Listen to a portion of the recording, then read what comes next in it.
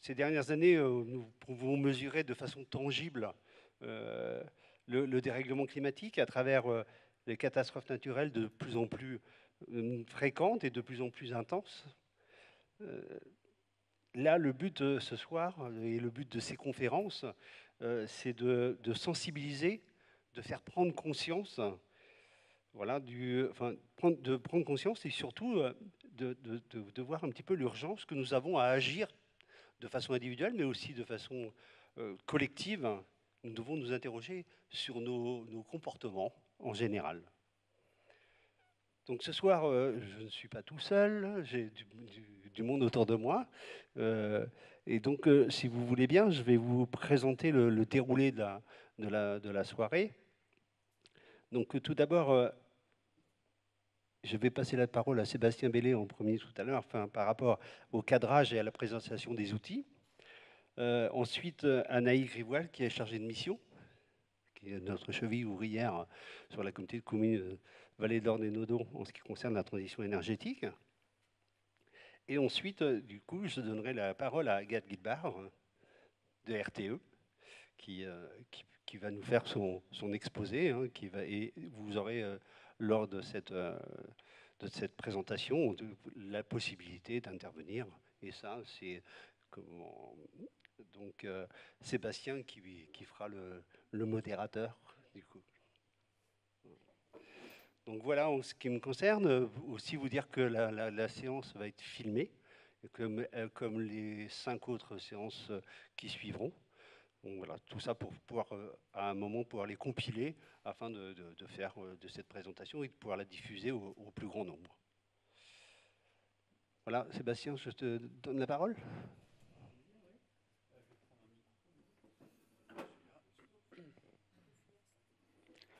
Oui, bonsoir à toutes et à tous. Donc, je m'appelle Sébastien Bellé, moi je suis basé à Caen. Je suis travailleur indépendant et mon métier c'est d'accompagner les collectivités, les entreprises dans leur transition écologique et de faciliter, en fait je suis facilitateur de transition. Donc c'est d'essayer de faire en sorte que les gens puissent au maximum se parler et faire marcher l'intelligence collective des groupes pour amener à des solutions. Moi, j'apporte pas de solutions, je suis là pour que les solutions émergent du groupe. Et pour que des solutions émergent d'un groupe, une soirée conférence-débat, c'est un peu comme une équipe. Une équipe, elle a besoin de règles du jeu pour pouvoir fonctionner correctement. Donc, à travers mon rôle ce soir, qui sera un petit peu d'animateur ou de modérateur, eh bien, je vais vous proposer quelques règles du jeu. Alors, je vous propose 5 mots-clés pour guider un peu le jeu du débat ce soir. Le premier, c'est l'accueil. C'est-à-dire qu'on a tous des connaissances différentes, on a tous des expériences différentes par rapport à cette question d'énergie, transition, etc. Donc, l'idée, c'est d'accueillir toutes les paroles. Voilà, parce que on peut discuter de tout. Il n'y a pas de bonne ou de mauvaise solution a priori, il n'y a pas de bonne ou de mauvaise position a priori. Simplement, on est là pour les écouter, pour en débattre. Pour ça, il faut avoir une parole juste. Alors, parole juste, c'est-à-dire juste dans le temps de prise de parole, parce qu'on est un peu nombreux ce soir et puis il faut que tout le monde puisse s'exprimer. Et puis aussi juste dans ce qu'on a à dire, c'est-à-dire par exemple éviter les généralités. Hein, les généralités de l'ordre de on pense que les citoyens ne sont pas prêts à. Voilà, la généralité, c'est le meilleur moyen de ne jamais se mettre d'accord, en fait. On a tous notre perception de la vie générale et ça ne veut pas dire grand-chose. Par contre, on peut parler de son expérience personnelle, de choses qu'on a lues, de choses qu'on connaît, sur lesquelles on a été formé, de choses qu'on a vues. Ça, c'est une parole juste. Pour qu'il y ait une parole juste, il faut qu'il y ait le pendant en face, c'est-à-dire l'écoute active. C'est-à-dire que quand il y a une parole, eh bien, les autres écoutent. Voilà, et essayer d'écouter activement, c'est-à-dire pourquoi cette personne-là dit ça, pourquoi c'est important en fait pour elle, pourquoi ça peut peut-être être aussi important pour moi, et comment ça peut peut-être aussi faire changer mon regard sur un sujet. Donc voilà, c'est important d'avoir cette tension vers l'autre quand il parle et d'essayer vraiment de comprendre ce qu'il a à dire, c'est l'écoute active. L'autre chose, c'est la responsabilité partagée, c'est-à-dire que là, on va proposer un cadre d'échange, des manières de débattre ensemble, du contenu, mais ce qui va ressortir, voilà, la connaissance globale de ce qui va ressortir de cette soirée, ça sera quelque chose qui est partagé entre les personnes qui sont de ce côté-là de la salle et vous, et comment dire, l'atmosphère et la collaboration qu'on va réussir à mettre en place dans ces échanges. Donc ça, c'est vraiment une responsabilité partagée. Et le dernier, c'est comme on parle de transition écologique et que c'est un sujet immense, en perpétuel questionnement et exploration, osez simplement prendre la parole, osez faire des propositions, osez manifester votre intérêt, dire ce que vous en pensez. C'est important, voilà, de libérer la parole et d'oser quand on est dans des choses qui sont du domaine de l'exploration, de l'expérimentation. Et si vous êtes vigilant, ça saute aux yeux parce que c'était mis en rouge, le sigle, c'est apéro. OK ? Pour dire que ce cadre de confiance, c'est aussi pour qu'on fasse ça dans un esprit de convivialité et qu'on est là avant tout pour passer un bon moment et que c'est important que ces débats se passent voilà, dans un cadre de convivialité, un bon moment. Alors il y a quelques petits outils pratiques qu'on va déployer pour essayer de faciliter tout ça. Le premier, c'est que vous avez un mur d'expression qui est au fond de la salle, le papier blanc là, sur le chevalet. C'est-à-dire que s'il y a des questions au cours de cette soirée qui émergent et auxquelles on n'a pas le temps de répondre ou qui sont pour une prochaine réunion, ou si vous voulez faire part de votre appréciation, de remarques, de remerciements, d'encouragements ou même de critiques constructives, eh bien vous pouvez les noter sur le mur d'expression et on s'engage à relever tout ce qui aurait été inscrit sur ce mur d'expression et à donner un droit de suite, c'est-à-dire que voilà, on répondra à vos questions à la suite ou c'est des sujets qui pourront être traités lors de futurs débats. Deuxième outil, ouais, c'est les petits cartons de couleur qu'on vous a distribués à l'entrée. Est-ce que vous les avez tous? Non? Ah, on va se débrouiller peut-être pour vous faire circuler ça. L'idée, c'est que vous ayez tous 4 petits cartons de couleur qui forment un abac. Je ne sais pas si vous voyez abac, pour ceux qui connaissent le disco des années 70, ça va vous rappeler un sigle normalement d'un groupe suédois assez célèbre. Alors, c'est un outil visuel d'expression collective. C'est-à-dire qu'avec ça, moi, animateur ou d'autres personnes, on peut solliciter un peu l'avis du public et vous allez pouvoir lever ces cartons de couleur pour exprimer votre avis. On aura l'avis complet de la salle. Donc voilà, c'est un outil hautement technologique. Comme vous voyez, hein, on est en connexion sensorielle directe. Il n'y a pas d'écran, il n'y a pas d'interface. Voilà. C'est ultra plat, ultra léger. Ça permet une lecture panoramique instantanée de la vie de la salle. C'est adaptable, reconfigurable. Vous pouvez réutiliser pour faire plein de choses chez vous, prendre des notes pour faire les courses, marque-page, etc. Donc voilà, c'est vraiment un outil multifonctionnel qu'on va vous proposer d'utiliser. Et alors, qui n'a pas son abac? Ouais, alors c'est en train de les distribuer. Pendant qu'il est en train de distribuer, je voudrais tous, quand même, ceux qui l'ont, qu'on teste, parce que comme c'est une technologie nouvelle, je voudrais être sûr que la technologie fonctionne bien. Alors, je vous propose de penser à quelque chose qui vous agace tout particulièrement, à qui vous aimeriez adresser un carton rouge. On a tous quelque chose en tête, normalement quelqu'un ou quelque chose à qui on a envie de donner un carton rouge. Donc pour tester la bague, je vous propose à tous de prendre votre carton rouge et de tendre les cartons rouges. Je voudrais voir si ça fonctionne. Ouais. La technologie a l'air d'être assez au point. Ouais. Au premier rang, vous n'avez pas d'abac? Ah, pas encore, mais en tout cas, ceux qui l'ont, ça a l'air de fonctionner, donc c'est pas mal. Ok. Merci beaucoup. Est-ce que j'ai encore des choses à dire? Je ne crois pas. Oui, alors il y aura un code couleur, mais je vous le rappellerai. Hein, quand on sollicitera votre avis, eh bien, le code il est assez simple. Vert, c'est que je suis plutôt d'accord avec la proposition. Orange, un peu mitigé. Rouge, je suis plutôt pas d'accord. Hein, c'est le code tricolore connu. Et vous avez une option supplémentaire qui est parfois, je ne sais pas, ou j'ai rien à dire sur le truc, c'est bleu. Voilà, parce qu'on n'est pas obligé d'avoir un avis sur tout, en fait. Voilà. Mais je vous redirai ce code couleur.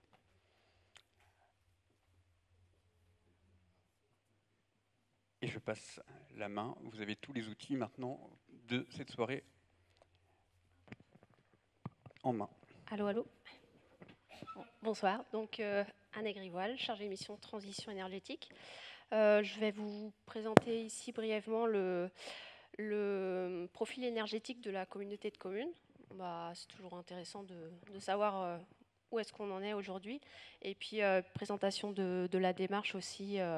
Voilà, sera peut-être un peu de redite pour ceux qui ont participé aux ateliers de co-construction de l'étude de gisement en octobre dernier. Donc, les consommations énergétiques du territoire par secteur d'activité, donc ce sont des sources. Enfin, les données sont de source ORECAN, donc c'est l'Observatoire régional énergie, climat, air normand. Sur les secteurs résidentiels, transport, tertiaire, agriculture ou industrie. Donc, au total, tous secteurs confondus, on est à 364 gigawattheures consommés au total. Bon, ça ne vous parle pas forcément, mais parfois on peut, dans la suite des discussions, on pourra comprendre un peu mieux les ratios. Donc il y a 90% de cette énergie qui est consommée par les secteurs résidentiels, donc voilà, la maison, et par le transport. Donc voilà, résidentiel c'est 45%, transport c'est 42%. Et donc ce sont deux sujets phares sur lesquels travaille la collectivité aujourd'hui, avec différentes actions sur le conseil à la rénovation de l'habitat, des aides à la rénovation, et sur les mobilités, il y a beaucoup de choses qui sont faites aussi. On pourra en reparler voilà, dans d'autres temps ou là, si ça vous intéresse. Les consommations par type d'énergie, donc on a produits pétroliers, gaz naturel, électricité et bois énergie. Donc les 2/3 de ces consommations énergétiques sont liées aux énergies fossiles. Donc voilà, la moitié c'est les produits pétroliers. Et pour une facture en termes d'énergie fossile de 31 millions d'euros. Et vis-à-vis de l'électricité, donc le mixte électrique, c'est ce qui nous intéresse ce soir, c'est 18 millions d'euros la facture énergétique pour la communauté de communes, enfin, voilà, pour les habitants, les entreprises, etc., les collectivités. En termes de production d'énergie renouvelable, donc, on en est à 32 gigawattheures produits au total, donc vous vous rappelez sur les 364 que l'on consomme en fait. Et donc 98% sont du bois énergie, bois domestique ou collectif. Voilà, ça peut être les collectivités ou des entreprises. Et donc il y a 2% qui sont produits par le solaire, qu'il soit photovoltaïque ou thermique. Un historique de la démarche en cours voilà, que vous connaissez peut-être si vous avez participé aux ateliers de co-construction. Donc en 2017, le territoire, la communauté de communes Vallée de l'Orne et de l'Odon a répondu à l'appel à la manifestation d'intérêt territoire en transition énergétique. Et donc en 2019, c'était une phase de scénarisation de la transition, savoir en fonction du potentiel du territoire vers quoi on pouvait aller en termes de réduction de consommation et production d'énergie renouvelable. Voilà, ça prenait en compte pour le photovoltaïque du nombre de toitures sur le résidentiel, des zones éventuellement polluées, etc. Voilà pour 2019. Donc, petit détail dont on parle, dont on parlait à chaque fois lors des ateliers de co-construction, c'est que en 2021, on a un développeur qui est Neoen qui a implanté un mât de mesure éolien sur le territoire. Et donc voilà, c'était un petit peu une découverte pour tous les élus et tous les habitants du territoire. Et en 2022 a été lancée une consultation citoyenne sur la commune de Fontenay-le-Marmion. Donc vous êtes, voilà, les habitants de la commune en ont bien connaissance. Et donc à la suite de ça,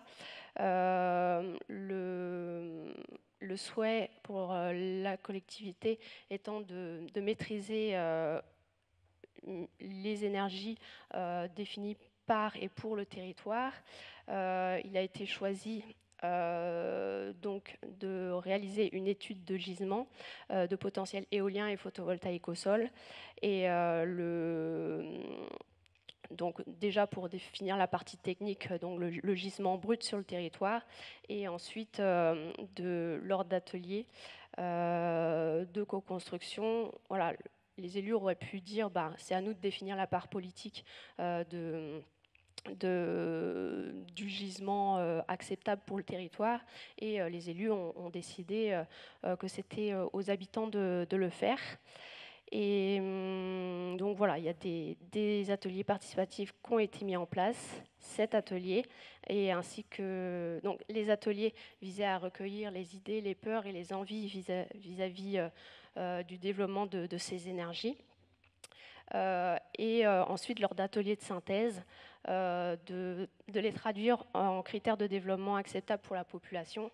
Donc, il a été produit à la suite de ça, lors de ces ateliers de synthèse plutôt,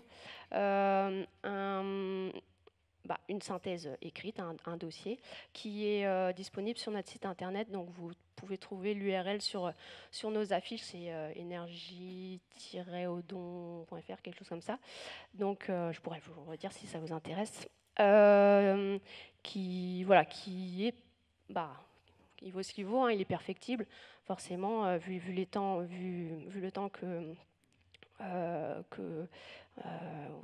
le temps court dans lequel ça s'est fait. Mais ça peut servir de support d'échange, par exemple avec un développeur.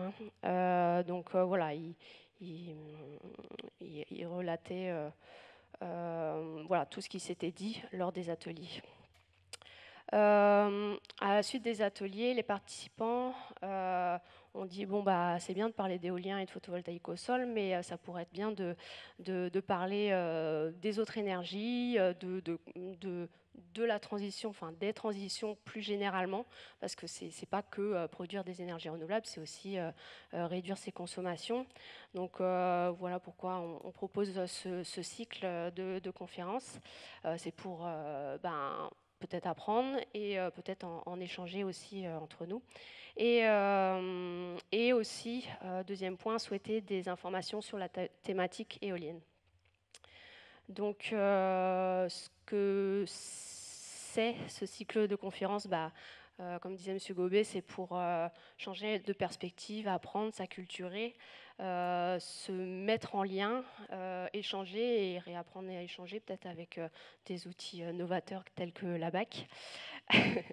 Et puis imaginer et construire un navire commun en toute humilité. On n'est pas des sachants, on ne sait pas on ne sait pas tout, mais on peut apprendre et parvenir à en échanger pour imaginer des transitions possibles. Et ce que ce n'est pas, c'est faire du bourrage de crâne. Voilà, c'est peut-être un peu technique, mais globalement, les intervenants vont faire au mieux pour parler de manière la plus intelligible. Et puis, c'est pas non plus pour cacher quelque chose. Voilà, non, la communauté de communes n'a toujours pas de projet éolien. Donc voilà, du coup, je passe la main à Madame Guilbert.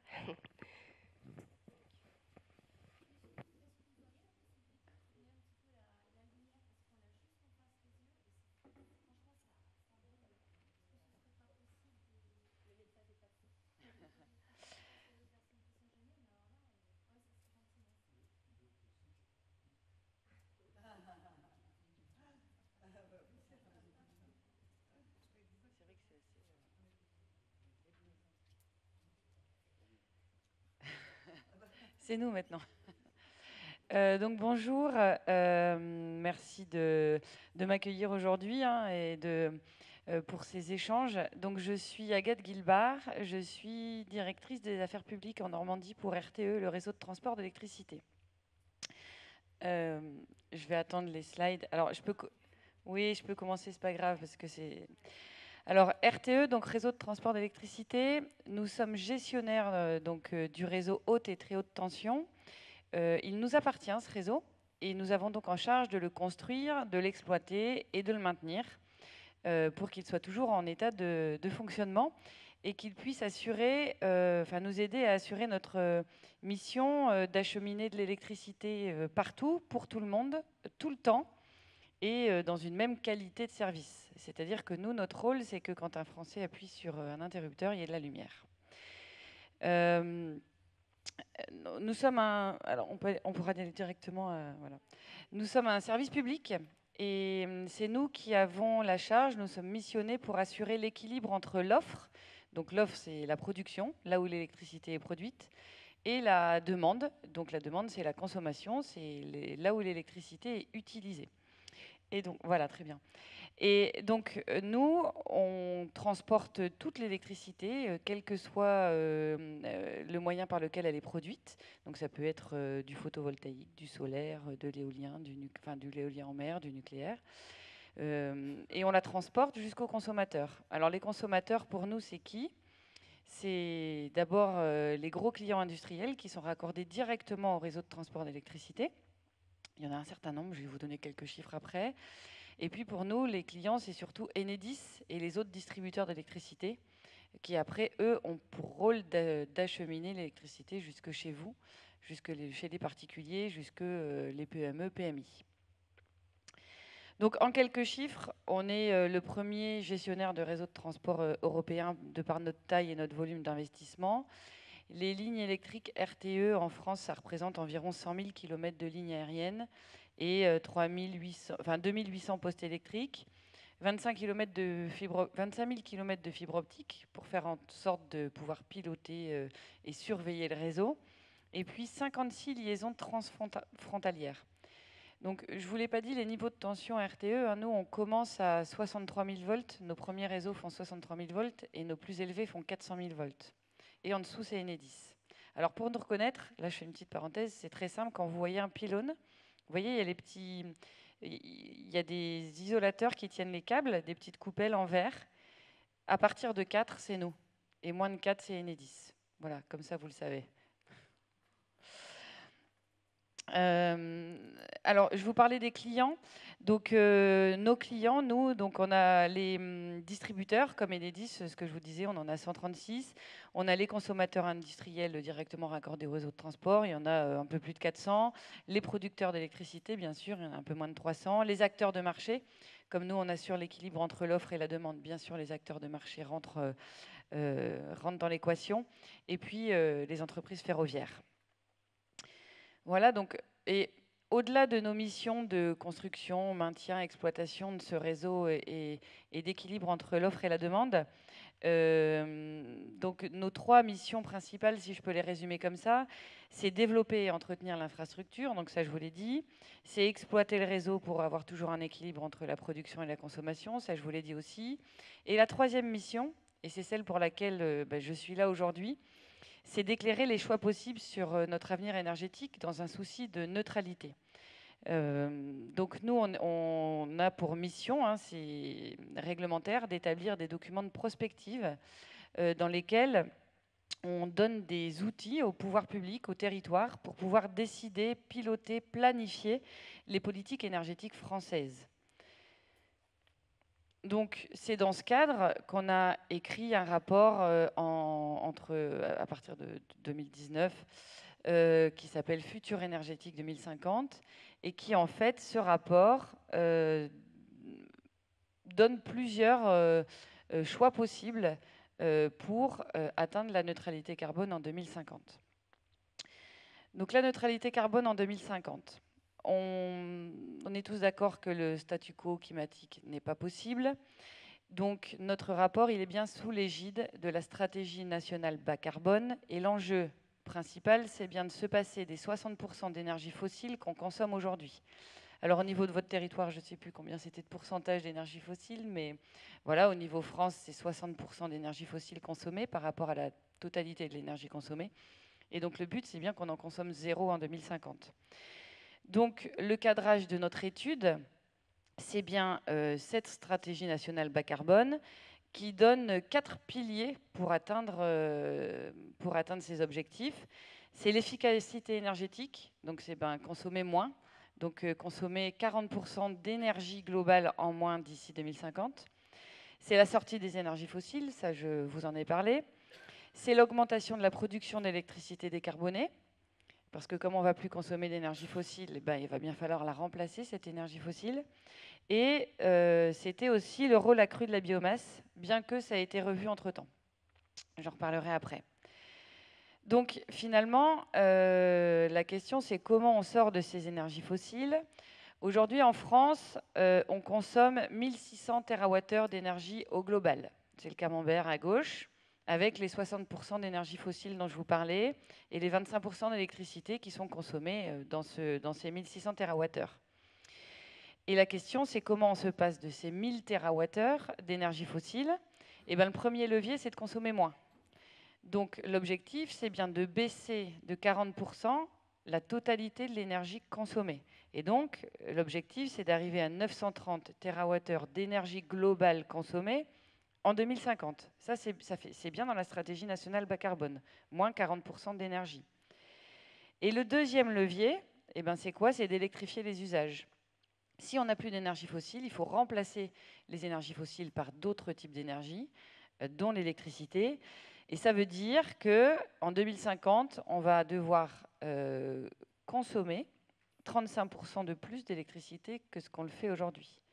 Donc il faut vraiment avoir cette logique-là en tête, c'est on va consommer beaucoup moins d'énergie au global, mais comme dans cette énergie, la part d'électricité va augmenter fortement, et bien la consommation d'électricité va augmenter.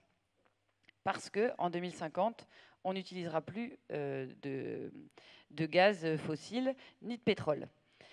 Donc face à ça, la France, elle fait face à un double défi, en tout cas pour l'électricité, c'est de produire plus d'électricité, et tout ça en remplaçant l'appareil nucléaire de deuxième génération. J'y reviendrai plus tard. Alors, si on veut faire un zoom sur la consommation d'électricité, je ne sais plus quelle slide, ouais, ok, j'ai mis celle-là. Donc voilà nos perspectives en termes de hausse de consommation d'électricité. Alors, dans notre étude Futur énergétique 2050, on a fait un scénario de référence qu'on a construit comme ça. On est parti des 475 TWh d'électricité consommée par les Français en 2019. On a dit qu'il y aurait un effet volume d'ici 2050, donc qui est projeté sur la population et l'économie, qui rajoute environ 50 TWh. Ensuite, on a pris en compte l'électrification des usages pour tous les gros consommateurs d'électricité, donc pour les transports, pour l'énergie, pour l'agriculture, pour l'industrie, pour l'hydrogène. Donc ça rajoute plus de 300 TWh. On a dit quand même qu'on prenait en compte l'efficacité énergétique, puisque c'est un objectif français, donc on enlève 200 TWh et on arrive à 645 TWh en trajectoire de référence pour 2050. Et à l'époque, on avait aussi réfléchi à deux autres scénarios, un scénario sobriété et un scénario réindustrialisation profonde. Le scénario sobriété qui était à moins 100 TWh de consommation. Ce qu'on disait, nous, c'est que c'était un scénario possible, mais c'est que c'était un scénario qui changeait profondément le mode de vie des Français. C'était un vrai changement de société. Et qu'il fallait qu'il y ait une impulsion de l'ensemble des Français. Et après, nous, c'est pas à nous, RTE, de dire s'il faut faire de la sobriété ou pas. Donc on disait, c'est possible, et si c'est fait, eh ben, ça permettra de gagner de temps en fonction de la sobriété qu'on arrive à mettre en œuvre. Et puis après, on avait réfléchi à un autre scénario de réindustrialisation profonde, où on faisait passer la part du PIB de l'industrie manufacturière à 12-13%. Pourquoi? Donc, en fait, on faisait revenir la production en France. Donc, même si on réimplantait des usines en France, et donc ça faisait consommer plus d'électricité, à peu près 100 TWh de plus que le scénario de référence, ça permet de créer des emplois en France, et puis ça permet de baisser le bilan carbone global, parce qu'en fait, ça permet de reproduire en France, là où l'électricité est déjà très largement décarbonée. Et donc, même si ça a augmenté la part de consommation d'électricité, ça a baissé le bilan carbone global de la France. Donc ça, c'était Futur énergétique 2050. Et puis, entre deux, le contexte a évolué et on a eu des nouveaux objectifs français en termes de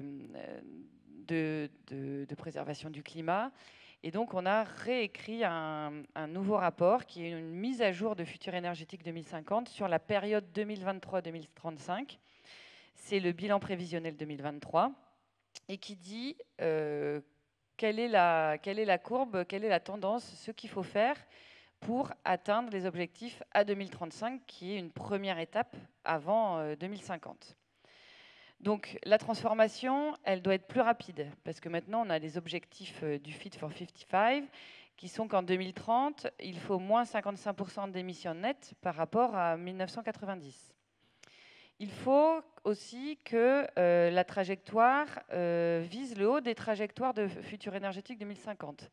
Je vous disais, nous, on avait un scénario central, on avait un scénario sobriété et un scénario réindustrialisation. Là, on le voit bien, les ambitions françaises, c'est bien de renforcer la souveraineté énergétique et de réindustrialiser la France. Donc, ça veut dire qu'on va consommer plus d'électricité. Donc, on est vraiment dans la partie haute de ce qu'on voyait dans le futur énergétique 2050. Et puis, tout ça va s'opérer dans un contexte plus contraint, dû notamment aux crises énergétiques auxquelles on a dû faire face et auxquelles on fait. On a encore des choses qu'on voit sur cette crise énergétique. Et puis, il y a une baisse de potentiel de biomasse qui était une des bases de la stratégie nationale bas carbone. Donc, on a revu les trajectoires d'augmentation d'électricité à 2030. Et en fait, on voit que la nouvelle trajectoire de référence du bilan prévisionnel se situe donc dans la fourchette haute, comme je vous disais, réindustrialisation, électrification renforcée, entre 580 et 600 TWh en 2035, ce qui fait déjà, dès 2030, plus 30% de consommation d'électricité. Voilà, donc il faut se préparer à ça en quelques années. Alors on est d'accord que les camemberts, là, c'est juste sur la partie électrique du futur mix énergétique français. Alors, les camemberts, non, c'est toute la partie énergie. Toute la partie énergie, okay. C'est toute l'énergie qui est consommée en en France. Et en bleu, c'est bien l'électricité. Voilà, et on voit bien, qu'en fait, pour atteindre les objectifs 2030, il faut bien sûr commencer à baisser la consommation d'énergie. On passe de 1600 TWh à 1300 TWh. Mais la part d'électricité, elle augmente de 30% très rapidement. Merci pour tous ces éclairages là sur la partie un peu consommation, voilà comment ça va se passer les grands objectifs. Peut-être le moment d'avoir un premier échange avec la salle. Avant de vous soumettre éventuellement les questions de la salle, moi je voudrais vous en poser une publique. Est-ce que vous réussissez à imaginer une France en 2050 qui consomme 40% d'énergie en moins ? Est-ce que vous réussissez à vous faire une image d'un monde, d'une société qui consomme 45% d'énergie en moins? Alors si vous pensez plutôt oui, vous avez une image claire, vous votez vert. Si c'est vous votez orange, si vous n'imaginez pas à quoi ça peut ressembler, vous votez rouge. Alors, allez-y avec la BAC. Est-ce qu'on a réussi à s'imaginer ce que c'est qu'une France avec 40% d'énergie en moins? Alors je m'écarte parce qu'avec la lumière, je ne vois pas trop. Ouais, alors quelques verts, il y a des gens qui ont une bonne vision prospective, mais quand même une dominante de orange et de rouge. Et moi je partage, j'ai beau travailler beaucoup dans ce métier, j'ai du mal à m'imaginer ce que ça veut dire vivre dans une France demain où on va consommer 40% d'énergie en moins. Est-ce que vous avez des questions sur la partie vraiment consommation pour Madame Guibard, avant qu'on passe sur le volet plus production, comment on va faire pour tenir ces objectifs? S'il n'y a pas de questions immédiates, on pourra y revenir plus tard, mais voilà, premier temps d'échange, si vous le souhaitez. Ouais. Alors, on fait passer Annick. Oui, okay.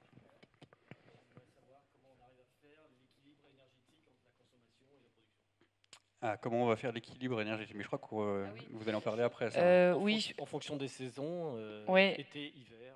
Oui, en fait, si vous voulez, je vais en parler après, parce que comme je vais vous parler production, et différents moyens de piloter la production, et je pourrais répondre à votre question à ce moment-là quand j'aurai expliqué les moyens de production. Mais oui, je retiens la question.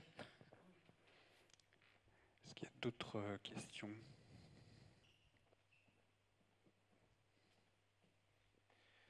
Oui, bonsoir. Sur quels éléments on se base là pour faire une estimation de la baisse des 40% de consommation pour passer de 1600 à 930 TWh en 2050? C'est les ordres de grandeur, les scénarios, enfin comment on fait pour avoir cette baisse d'énergie pour chiffrer globale? ça, les... Alors, donc il y a deux leviers, hein. Il y a l'efficacité énergétique et il y a la sobriété. Si vous allez, alors, nos rapports, ils peuvent être épais, mais ils sont franchement très lisibles. Enfin, moi, je vous invite, si c'est des sujets qui vous intéressent, à aller regarder, et notamment sur les sujets qui vous intéressent. En fait, on a chiffré levier par levier de l'efficacité énergétique et de la sobriété les gains qui peuvent être faits en fonction de ce que c'est. Par exemple, quel gain ça apporte de baisser d'1 degré le chauffage dans tous les bâtiments. C'est chiffré en terawattheure. Quel gain ça peut faire de faire du covoiturage, de faire 4 personnes par voiture à chaque fois au lieu d'une. Et ça, on a essayé de chiffrer tout ce qu'apportaient les gestes d'efficacité, enfin toutes les politiques d'efficacité énergétique et les gestes de sobriété pour pouvoir justement donner des éléments concrets et pouvoir s'appuyer sur quelque chose. Donc effectivement, pour une collectivité, je pense que c'est intéressant de s'appuyer sur ces chiffres et de réussir à chiffrer les gains que ça apporte. C'est un exercice qui a été fait dans le cadre de la scénarisation de la transition en 2019 avec le comité de transition énergétique. Donc voilà, on a quelques ratios, on a quelques actions. Mais j'ai un slide là-dessus, si vous voulez qu'on aille dessus tout de suite. Hein. Enfin, je sais pas. Si c'est abordé après, on va suivre voilà, le cours et puis on reviendra voilà, sur vous cette verrez après, question-là. je donne quelques chiffres justement de ce qu'apportent les différents leviers. Est-ce qu'on a un chiffre de consommation en 1960 en France? Alors, on doit l'avoir, je ne l'ai pas là. Mais en fait, on était plutôt dernièrement, alors je ne sais pas vous dire depuis quand, mais dernièrement, on était plutôt. Alors, il y a eu toute la phase d'industrialisation de la France, où on était dans des augmentations de la consommation, donc on a atteint un pic. Et depuis quelques années, on était dans une dynamique de baisse de la consommation. Parce qu'on avait des actions d'efficacité énergétique qui ont été décidées par les pouvoirs publics. Et on était vraiment dans une dynamique de baisse. Et là, on va repartir dans une dynamique de hausse de la consommation. En tout cas, ça, c'est des chiffres qui existent. Si vous nous laissez un petit mot sur le tableau et on vous les enverra n'hésitez après. Pas, voilà, toutes ça ces se retrouve. courbes-là, on les a effectivement. Elles existent, sans problème. En tout cas, moi, ce que je retiens de cette première partie, c'est que... Ah oui, peut-être encore une question. Juste pour revenir sur les chiffres, c'est bien de faire des études, des prospectives et des choses comme ça, mais vous ne tenez pas compte du facteur humain. Sur quel sujet?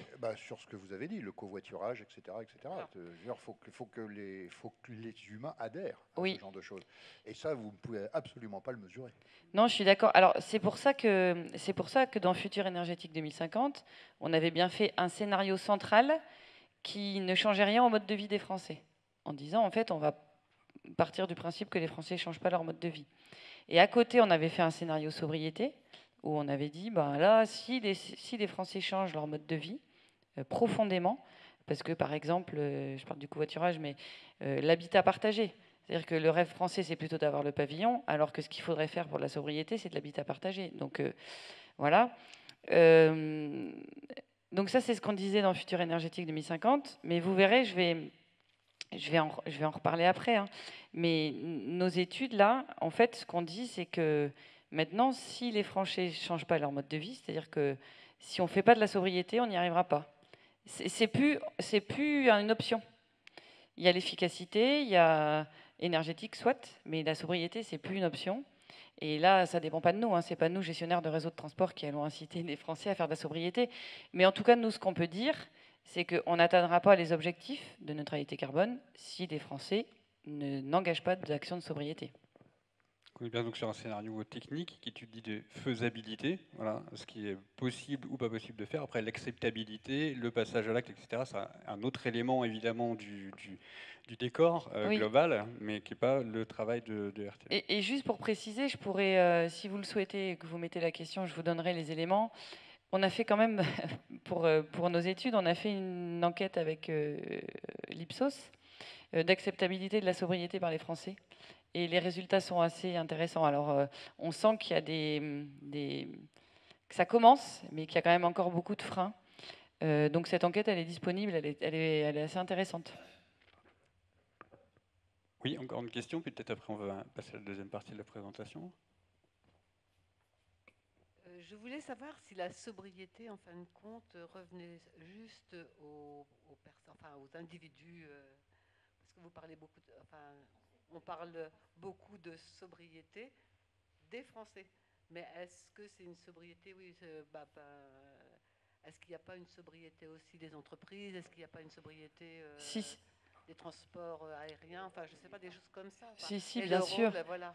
Mais bien sûr, mais là c'est parce que je suis face à vous, donc je vous parle à vous, et donc je dis si chacun met en œuvre des actes de sobriété. Mais par exemple, je prends le rôle d'une collectivité. Pour moi, par exemple, une collectivité, dans la sobriété, elle a 3 rôles. En fait, elle a un rôle en tant qu'employeur. Donc comment chaque employeur incite ses salariés à être sobres, et qu'est-ce que je mets en œuvre dans mon entreprise, dans l'endroit où je suis pour que tout le monde soit sobre. Elle a un rôle en tant que gestionnaire de bâtiments publics. Donc oui, je pense que si chacun met en œuvre des actes de sobriété, donc que ce soit les entreprises, les industries, elles ont un très important rôle à jouer, bien sûr, dans la sobriété. Et puis les collectivités, elles ont aussi un rôle en tant que, pour leurs administrés, c'est comment j'aide à la sobriété sur mon territoire, comment j'incite, comment... Et les industries, bien sûr, elles ont un rôle énorme, et dans leur process, dans leur façon de travailler, il y a l'efficacité, mais il y a aussi la sobriété, bien sûr. Alors, en tout cas, c'est ce que je disais, hein, nous, on a pour rôle d'éclairer les pouvoirs publics, donc on donne des éléments techniques. Après, c'est pas nous qui décidons, c'est bien les pouvoirs publics. En tout cas, ce que vous dites, c'est que dans vos scénarios, les hypothèses de réduction des consommations qui sont la sobriété, c'est autant sur les hypothèses d'évolution des consommations des ménages que des industriels et que de la puissance publique. Oui, et d'ailleurs, dans nos études, vous verrez, si vous voulez, des exemples concrets qui peuvent vous aider aussi à inciter autour de vous ou sur vos territoires. On a fait ces tableaux d'équivalence en térawattheure des gestes de sobriété, d'efficacité par type, donc ménage, entreprise et industrie. Oui, bien sûr. Okay. Je propose qu'on passe sur la deuxième partie. Moi, ce que je retiens, je trouve important, c'est que pour que la France puisse tenir son objectif de neutralité carbone en 2050, c'est-à-dire juste faire sa part pour réussir à conserver un monde vivable, c'est de ça qu'on parle, il faut à la fois réduire les consommations d'énergie, c'est un impératif, et de l'autre côté, développer massivement le vecteur électrique pour sortir des fossiles. Alors du coup, comment on peut faire pour amener ces compléments de production ? Oui, alors effectivement, si on consomme plus d'électricité, il va falloir en produire plus. Donc il y a 2 défis, c'est produire plus, et tout ça dans un contexte où l'appareil de production nucléaire de 2e génération vieillit et va immanquablement fermer à l'horizon 2060 pour des raisons industrielles. Donc en fait, dans la période, il faut produire plus avec des centrales nucléaires qui vont fermer. Donc pour ça, on a construit des scénarios de production qui répondent tous aux mêmes prérequis. Donc le premier prérequis qu'il faut que vous ayez bien en tête, c'est qu'il n'y a pas un seul scénario de production qui fait échec aux engagements climatiques de la France. C'est-à-dire que tous nos scénarios sont construits pour atteindre les objectifs de neutralité carbone. Et nous avons travaillé sur un mix électrique localisé en France, débarrassé des usages du pétrole et du gaz. Donc ça, c'est le deuxième postulat. Donc la neutralité carbone va de fait faire gagner à la France en autonomie et en souveraineté. Donc ces scénarios, il y en a 6. Alors, déjà, le débat souvent c'est nucléaire et ou énergie renouvelable. Je vous le dis tout de suite, je vous le dirai après, mais c'est pas un scoop. En fait, c'est les deux, sinon on n'y arrivera pas. Voilà, déjà c'est obligatoire. Comme je vous ai dit, il faut sobriété et efficacité énergétique. Et il faut nucléaire et énergie renouvelable. Je vais vous expliquer pourquoi. Alors, juste une deuxième chose, bien évidemment, les 6 scénarios de production que vous voyez là assurent la sécurité d'approvisionnement. C'est-à-dire qu'en tant que gestionnaire du réseau de transport, on ne pouvait pas faire un scénario qui n'assurait pas la sécurité d'approvisionnement. Donc même les scénarios 100% nucléaires assurent la sécurité d'approvisionnement, 365 jours par an. Et... Oui, 100% renouvelable, pardon. Merci. Donc il y a trois scénarios avec nouveau nucléaire et 3 scénarios sans nouveau nucléaire. Donc les 3 scénarios avec nouveau nucléaire, ce sont les scénarios N à droite.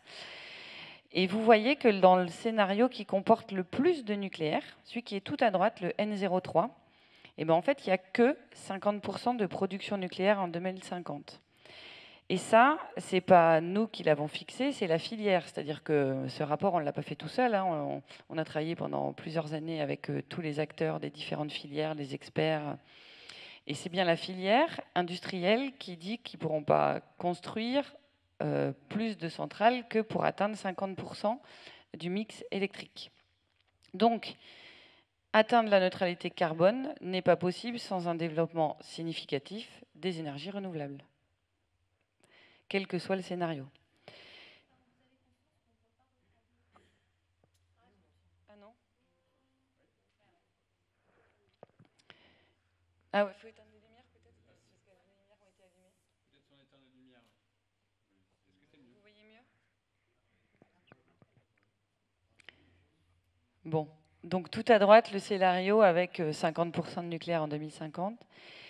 Et donc on a fait 3 autres scénarios, les scénarios M, qui sont sans nouveau nucléaire, et donc qui sont à terme 2050 ou 2060 sans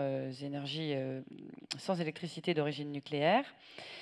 Ces scénarios, ils diffèrent. En fait, il y en a un, c'est un scénario diffus, où on dit que c'est plutôt des éoliennes diffuses, du photovoltaïque sur toiture, et d'autres, c'est plutôt des grands parcs. Voilà, mais c'est différents scénarios. Et il n'y a pas de scénario sur lequel on a pris qu'une seule énergie renouvelable. Tous les scénarios comportent un mix des différentes énergies renouvelables. Donc, ce que je vous ai dit, c'est qu'il va y avoir plus de production renouvelable un peu partout sur le territoire. Il va y avoir de nouvelles productions nucléaires. Il va y avoir de nouveaux points de consommation, ou au moins des points de consommation qui vont consommer plus qu'avant.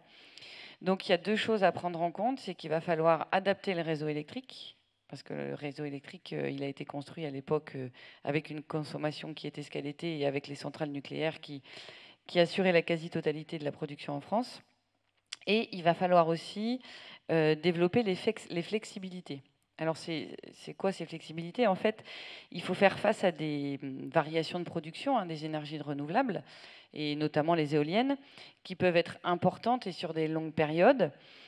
Et, alors, bien sûr, à l'échelle de quelques mois, l'éolien et le solaire, ça peut avoir des modes de production saisonniers. Il y a plus de soleil l'été, il y aura peut-être plus de vent l'hiver.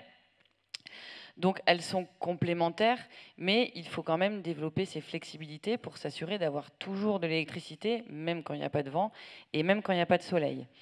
Et donc le bilan prévisionnel 2023 dont je vous ai parlé, il contient des analyses approfondies qui donnent les besoins en flexibilité du système électrique pour assurer la sécurité d'approvisionnement. Alors, je vais juste revenir un petit peu sur le bilan prévisionnel, sur ces enseignements. Alors, les scénarios du bilan prévisionnel, je ne vous les ai pas détaillés parce que je me suis dit qu'on n'aurait peut-être pas le temps pour tout faire. Mais rapidement, il y a certains scénarios qui permettent d'atteindre les objectifs publics en termes de neutralité carbone, d'autres partiellement, d'autres qui prennent en compte une mondialisation un contexte mondial qui continue à être contrarié économiquement et sur l'énergie. Et donc, ce qu'il faut retenir de ce bilan prévisionnel, c'est les 4 leviers essentiels pour arriver aux objectifs. Pour moi, s'il faut retenir une chose aujourd'hui, c'est ce tableau-là. C'est qu'en fait, on a les moyens de gérer les besoins d'électrification en très forte hausse, avec 4 leviers essentiels. Donc sur la consommation, en fait, il faut maîtriser la demande. C'est la première chose à faire, c'est maîtriser la demande. Au plus on maîtrise la demande, au moins on aura à produire d'électricité supplémentaire. Donc pour ça, il y a 2 leviers. On en a parlé, il y a l'efficacité énergétique et il y a la sobriété.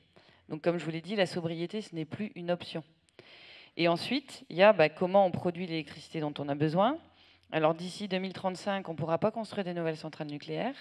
Donc il faut maximiser la disponibilité des centrales existantes. Donc il faut vraiment que les centrales soient un maximum disponibles. Et il faut accélérer de manière massive le rythme de développement des énergies renouvelables. C'est le seul moyen de production qu'on peut développer rapidement à court terme. Donc ces 4 leviers, ils sont indispensables à l'atteinte des objectifs climatiques. Si un levier est écarté, on n'atteindra pas les objectifs. Donc si je comprends bien, là, c'est un jeu de curseurs. On a 4 grands leviers et puis chacun va être plus ou moins activé en fonction du scénario, de l'orientation qui est pris. Oui, tout à fait. Nous, on a donné ces 4 leviers avec des chiffres, avec des tendances. Après, ce sont les décisions des pouvoirs publics, les décisions de l'État, qui peuvent effectivement répartir plus ou moins la part que prendra le différent levier pour atteindre les objectifs climatiques. Oui. Alors avant de voir comment ces leviers vont peut-être pouvoir s'articuler dans le temps, parce que vous l'avez dit, il y a la question du nucléaire qui vient un peu en décalage, etc. On peut peut-être reprendre un tour de questions-réponses avec la salle. Et avant les questions-réponses, j'ai envie de vous solliciter à nouveau sur la BAC. Est-ce que certains d'entre vous ont déjà mis en place des actions de sobriété? Si oui, vous mettez vert, si un petit peu, vous mettez orange, et si pas du tout, vous mettez rouge. Alors, ah bah oui, on a plutôt des personnes concernées dans la pièce, voilà, qui sont qui ont du vert ou du orange, donc qui ont sont déjà passés à l'action sur la sobriété. Alors, autre question que j'ai envie de poser à la salle, on a vu qu'un autre levier, c'était celui des énergies renouvelables, alors à l'échelle de territoire, etc. Mais peut-être que vous avez déjà chez vous, dans votre logement, une énergie renouvelable. Est-ce que certains d'entre vous ont une énergie renouvelable, que ce soit, on a vu, le bois de chauffage, un panneau solaire, etc. Qui a une énergie renouvelable chez lui? Si c'est vert, voilà, c'est oui. Si c'est non, c'est le petit carton rouge. Plutôt du vert, voilà, quelques personnes n'ont pas équipé, mais c'est pas une dominante plutôt. Donc on voit que c'est à peu près répandu, en tout cas dans les logements. En tout cas, il y a déjà là, plus de la moitié de la salle où des ménages sont familiers des énergies renouvelables dans leur quotidien. Ok, merci. Alors, est-ce que vous avez des questions pour Madame Guilbard sur, oui, commence au fond de la salle, sur le volet production notamment? Alors, on s'excuse pour la mauvaise visibilité de certaines diapos, mais est-ce qu'il sera possible de les communiquer après? Oui, c'est document public. Hein. Voilà, donc, en fait, tout ça, c'est les rapports, voilà, aucun problème. Vous pourrez avoir un extrait pour regarder en détail les chiffres. Là, voilà, pour une question de lisibilité, de luminosité, certaines diapos sont peut-être moins lisibles, mais vous aurez tous les éléments. Monsieur. 2 petits points. La première, c'est une expérience personnelle dont je voulais faire part. J'ai fait installer des panneaux photovoltaïques sur ma toiture. Et je me suis rendu compte qu'en fait, dans le cadre de cette démarche, il n'y avait pas que l'efficacité du panneau lui-même qui rentrait en compte, mais ça générait une attention à sa propre consommation et à sa façon de vivre. Et je ne sais pas faire la différence, en fait, dans le gain de 30% que j'ai constaté sur ces derniers mois. Je ne sais pas qu'est-ce qui relève de la consommation, de la production des panneaux et de la sensibilité que ça a provoqué dans la famille. Je voulais juste faire part de cette expérience personnelle. Et c'est probablement pas négligeable du tout sur le volet sobriété. Ce que je veux dire, c'est que se reconnecter avec ses moyens de production, peut-être que ça rend plus attentif à ce qu'on fait de l'énergie d'habitude. Okay. Absolument. L'autre, c'est une question. Vous avez parlé de flexibilité tout à l'heure lorsque il n'y avait plus de vent ou plus de soleil. Est-ce que concrètement, vous pouvez un peu préciser? Oui, et du coup, je veux bien, si on peut prendre un peu de temps, qu'on aille sur les slides que j'ai mis en annexe, si ça ne vous dérange pas. Et qu'on aille directement sur celui-là. Je suis désolée. C'est en annexe, c'est après le... Ah non, ouais. C'est avant. Voilà, juste après. Voilà. Alors, je vais essayer d'être claire, vous m'arrêtez si ce n'est pas le cas. Alors, déjà les flexibilités, mais du coup je rebondis sur ce que vous disiez monsieur, parce que je trouve que c'est intéressant. Le premier enjeu de la flexibilité, c'est bien d'assurer l'équilibre entre l'offre et la demande, donc la sécurité d'approvisionnement, ça c'est clair, mais c'est aussi d'optimiser le fonctionnement du système électrique en maximisant l'utilisation de la production bas carbone. C'est-à-dire que je suppose que quand vous êtes chez vous et que vous savez que vos panneaux photovoltaïques produisent, vous êtes moins... vous préférez consommer à ce moment-là en tout cas. Et donc, c'est aussi le rôle des flexibilités de se dire, je vais essayer de faire en sorte que les consommations, elles se fassent au maximum quand les énergies renouvelables produisent. Donc,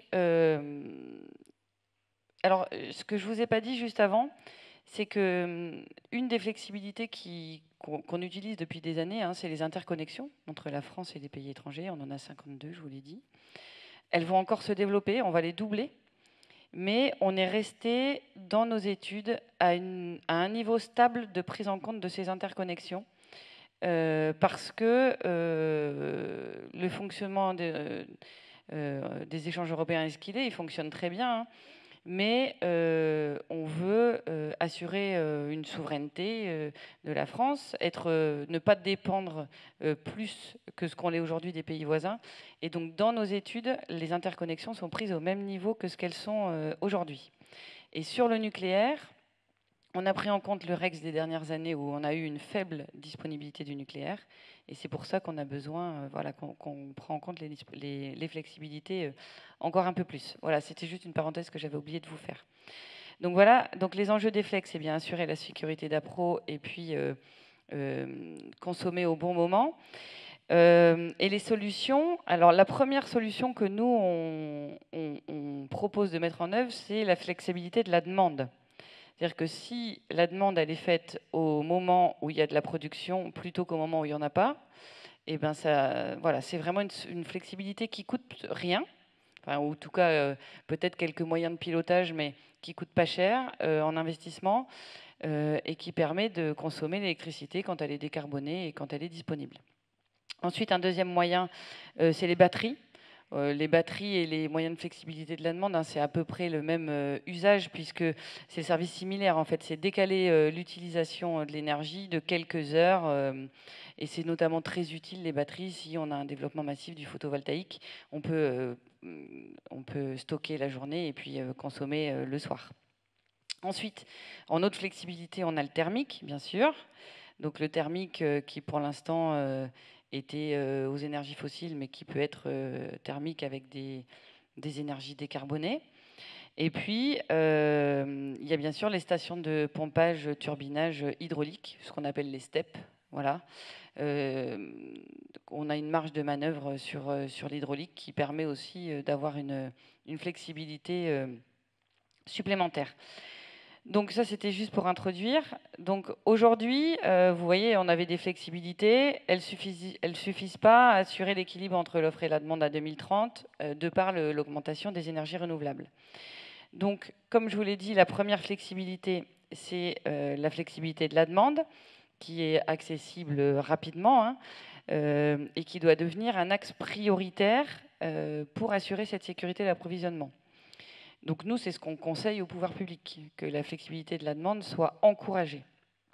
Donc ça permettrait, alors entre les effacements au moment des pointes, le fait de piloter par exemple la recharge des véhicules électriques, vu qu'il va y avoir énormément de véhicules électriques, s'ils sont rechargés au moment où il y a beaucoup de production renouvelable, et ben ça c'est un moyen de pilotage de la consommation.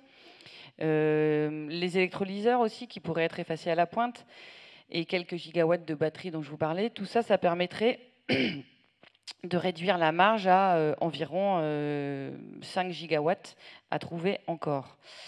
Donc, je vous ai dit, ce qu'on pense et ce qu'on propose au pouvoir public, c'est qu'il y ait un programme technique et industriel qui permette de déployer massivement ce pilotage, cette flexibilité de la consommation, et qui est un modèle économique qui incite les Français à utiliser cette flexibilité de la consommation.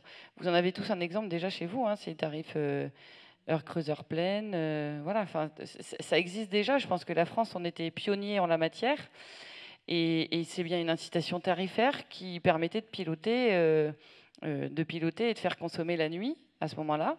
Sauf que maintenant, c'est peut-être plus la nuit qu'on a besoin que l'énergie soit consommée.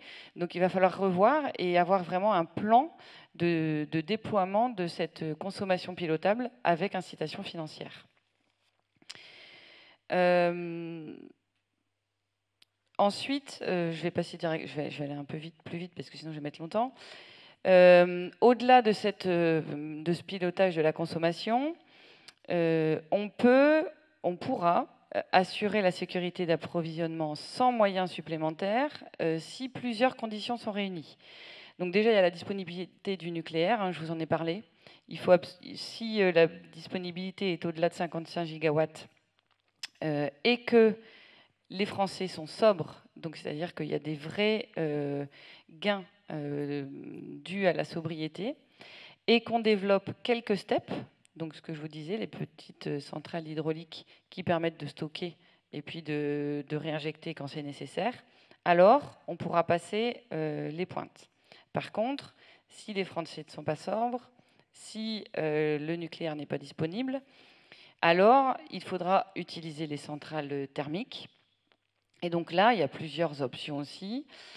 Déjà, en maintenant les 2 dernières centrales au charbon comme un levier de dernier recours, c'est-à-dire si vraiment on a une pointe, on démarre les deux dernières centrales au charbon.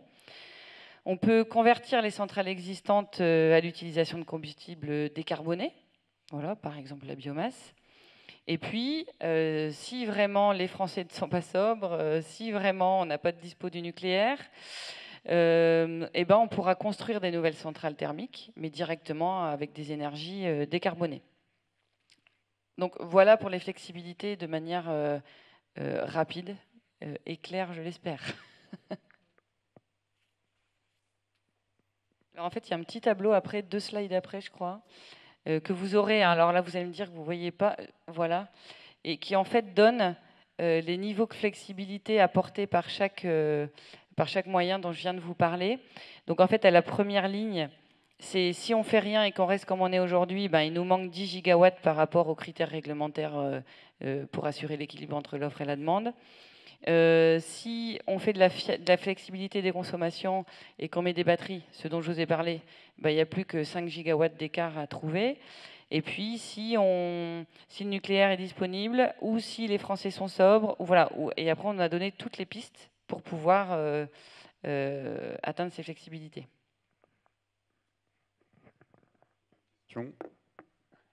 Oui, madame en... Oui. Avez-vous envisagé les matières premières dans votre étude?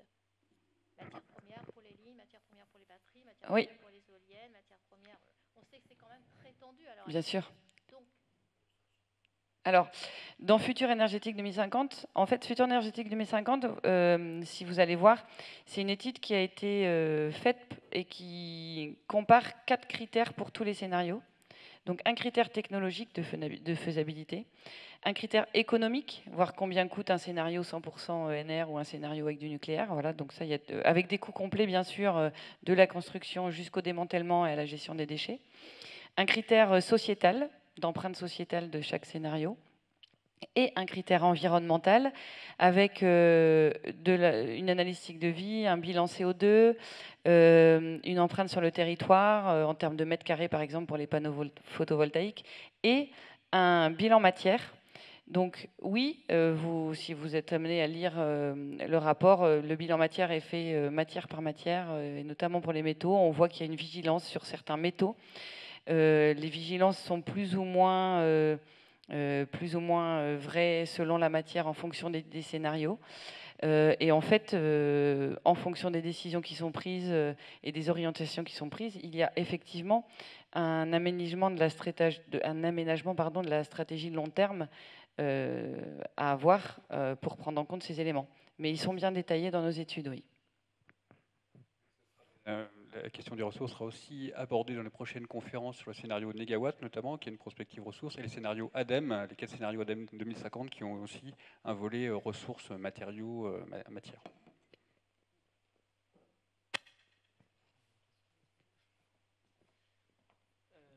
Ça fait plusieurs années que j'entends parler de Smart Grid. Est-ce que ça sera effectif dans quelques années ?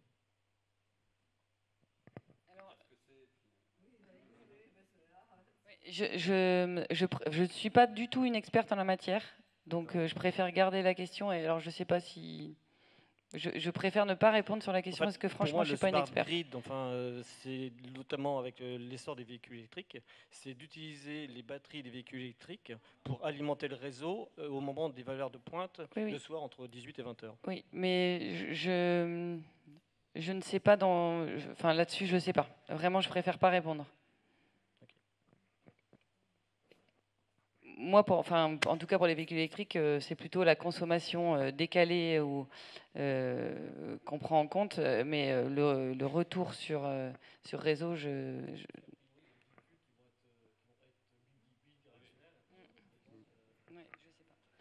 mais je me renseignerai et puis j'apporterai une réponse. N'oubliez pas de noter votre question en sortant sur le tableau.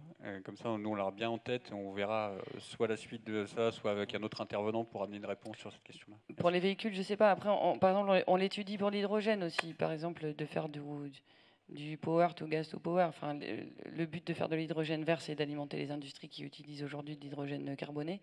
Mais on se dit, est-ce que ça pourrait être une flexibilité, l'hydrogène, par exemple vu le rendement pour l'instant et des avancées technologiques, vous voyez bien que je ne vous en ai pas parlé dans les flexibilités. Mais on fait des études sur le sujet, en tout cas de l'hydrogène, et sur le retour que peuvent faire par exemple les véhicules. Voilà. Est-ce que vous pourriez préciser ce que vous entendez ce que vous comptez dans thermique décarbonée, donner des exemples? Oui, ça peut être de la biomasse, par exemple. Voilà. C'est vraiment d'utiliser, ou des gaz, ça peut être différent. Après, c'est difficile parce qu'il peut y avoir plusieurs exemples et j'espère que les technologies vont évoluer. Mais l'idée, c'est vraiment de réfléchir à des nouvelles centrales neuves qui utilisent des combustibles verts.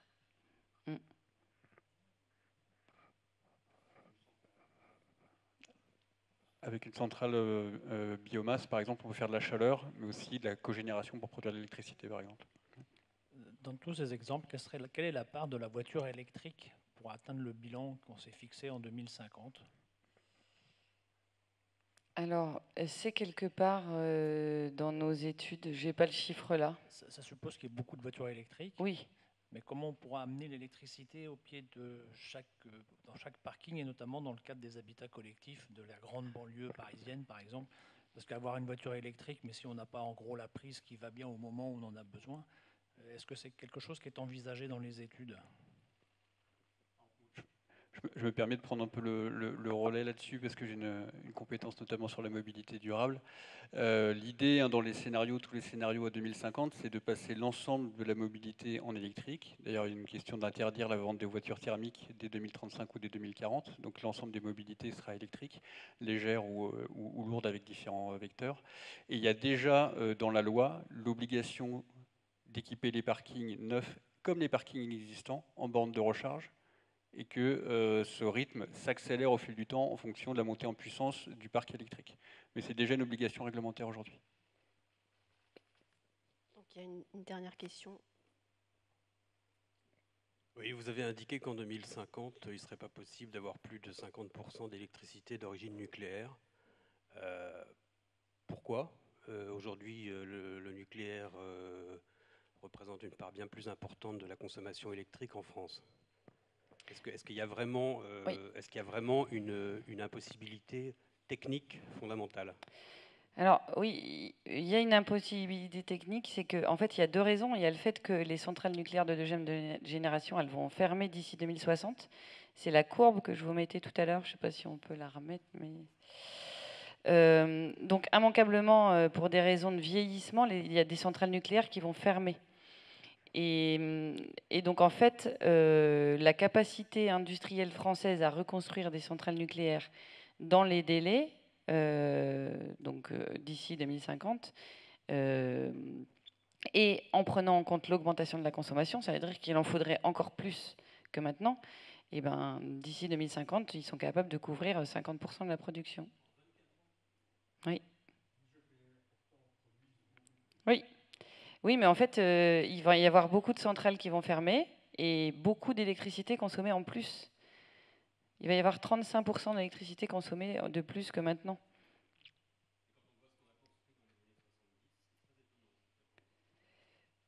Après, le rapport, moi, après, je vous invite à poser la question à la filière nucléaire, ce n'est pas du tout mon métier. Mais en tout cas, nous, nos rapports, ils ont été faits en concertation avec la filière nucléaire, et ces scénarios ont été construits en concertation avec la filière nucléaire.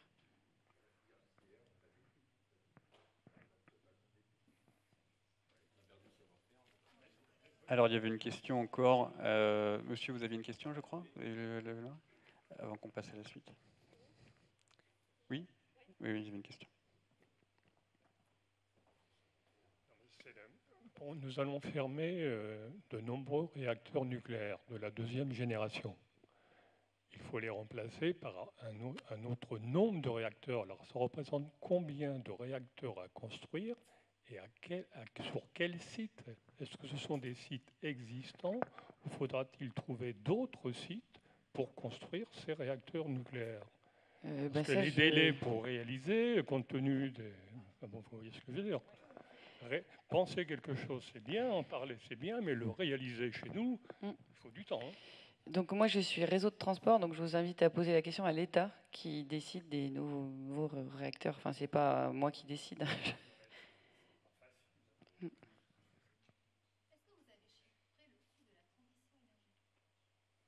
Alors non, nous, parce que nous, en fait, on est électricien, donc la transition énergétique, ça va bien au-delà de l'électricité. Mais par contre, nous, on a chiffré le coût de chaque scénario de production pour atteindre la neutralité carbone en 2050. Donc tout a été chiffré, oui. Et finalement, tous les scénarios se valent. Même les scénarios où il n'y a pas du tout de nucléaire, par exemple, avec les idées reçues que les énergies renouvelables, ça coûte très cher. Finalement, ils se valent tous. Ce qui fait la différence entre les scénarios, c'est le prix des flexibilités. Parce que les flexibilités, il y en a beaucoup plus quand il y a des énergies renouvelables.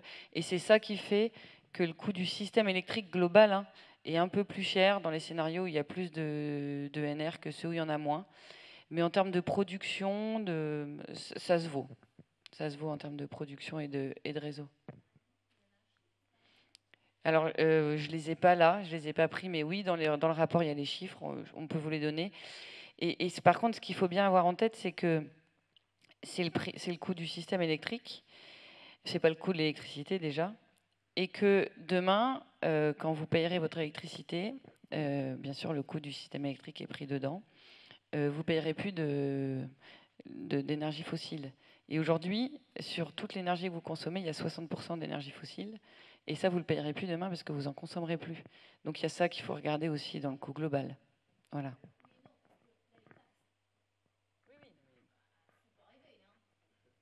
Il y a des taxes aussi sur les fossiles. Du coup, en tout cas, sur le chiffrage global de la transition, c'est réalisé notamment dans les scénarios ADEME 2050, vous aurez une présentation, sur l'ensemble des actions, des scénarios économiques globaux, qui seront intéressants à regarder aussi à ce moment-là. Peut-être qu'on peut passer sur la dernière partie de la présentation, puis on prendra à nouveau, évidemment, toutes vos questions sur comment s'articulent un petit peu ces 4 fameux leviers que vous avez présentés, et dans le temps, comment ils vont venir se succéder les uns les autres pour dessiner la trajectoire de production nécessaire. Alors, il faut revenir en arrière. Ouais.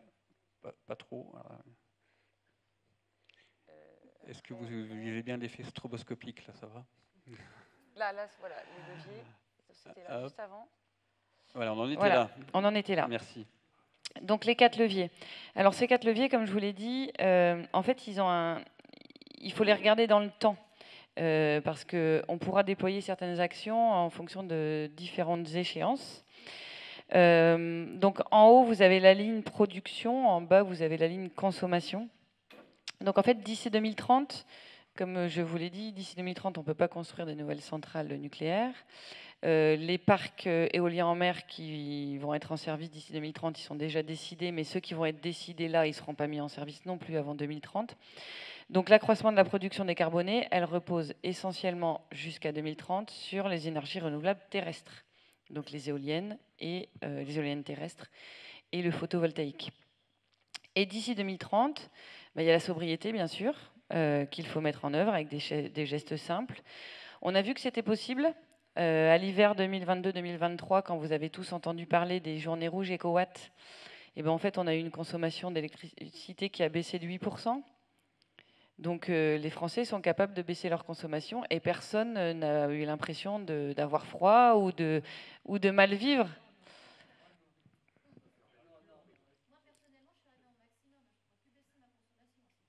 Bon, tant mieux si vous maintenez votre niveau en tout cas. Et en tout cas, les gestes de sobriété que vous pourrez faire au quotidien, ils vont avoir un effet immédiat sur la consommation. Ensuite, entre 2030 et 2035, il y a l'éolien en mer qui va arriver avec un objectif de 18 gigawatts en 2035. Mais ça veut dire qu'il faut lancer les appels d'offres tout de suite. Donc c'est aussi un défi industriel important pour la France. Et puis, il va y avoir de plus en plus d'efficacité énergétique, de rénovation des bâtiments, voilà, des modes de vie encore plus sobres, on l'espère. Donc, on espère que ça va se prolonger. Et puis, au-delà de 2035, là, on aura effectivement les nouveaux EPR qui vont arriver. Et on aura aussi, ça sera en fonction de l'orientation qu'aura pris la France, de la sobriété peut-être plus marquée. Et ça, c'est ce que je disais tout à l'heure, c'est est-ce que la France va revoir son mode d'habitat? Est-ce que ça va être une organisation plus collective? Voilà, mais ça, on en est encore loin. Mais en tout cas, si on veut atteindre les objectifs, il faut vraiment que ce soit une réflexion de société. Alors après, je vous ai mis un peu de détails. Je ne sais pas s'il faut rentrer dans le détail sur la maîtrise de la demande. Par exemple, là, vous voyez les effets de l'efficacité énergétique et de la sobriété. Vous demandiez quelques chiffres tout à l'heure. Par exemple, sur la sobriété, si on veut atteindre moins 60 TWh à 2030, ça veut dire température de chauffage à 19. Ça veut dire 2 fois plus de trajets en transport collectif, 6 fois plus de trajets en vélo. Et ça veut dire voilà, changer nos moyens d'habiter ensemble, de se déplacer, de consommer. Voilà. Et après, sur les renouvelables, je vous ai remis quelques chiffres aussi. En fait, d'ici 2035, si on veut atteindre les objectifs, il faut passer de 120 TWh de renouvelables aujourd'hui à 320 TWh. Enfin, en fait, à 270, mais 320, ça serait encore mieux. Et après, les panachages, c'est ce qu'on disait tout à l'heure. Nous, on a donné des fourchettes, mais après, c'est aux décisions publiques et aux territoires de décider et qui pourront faire jouer le curseur entre ces 4 types d'énergie renouvelables.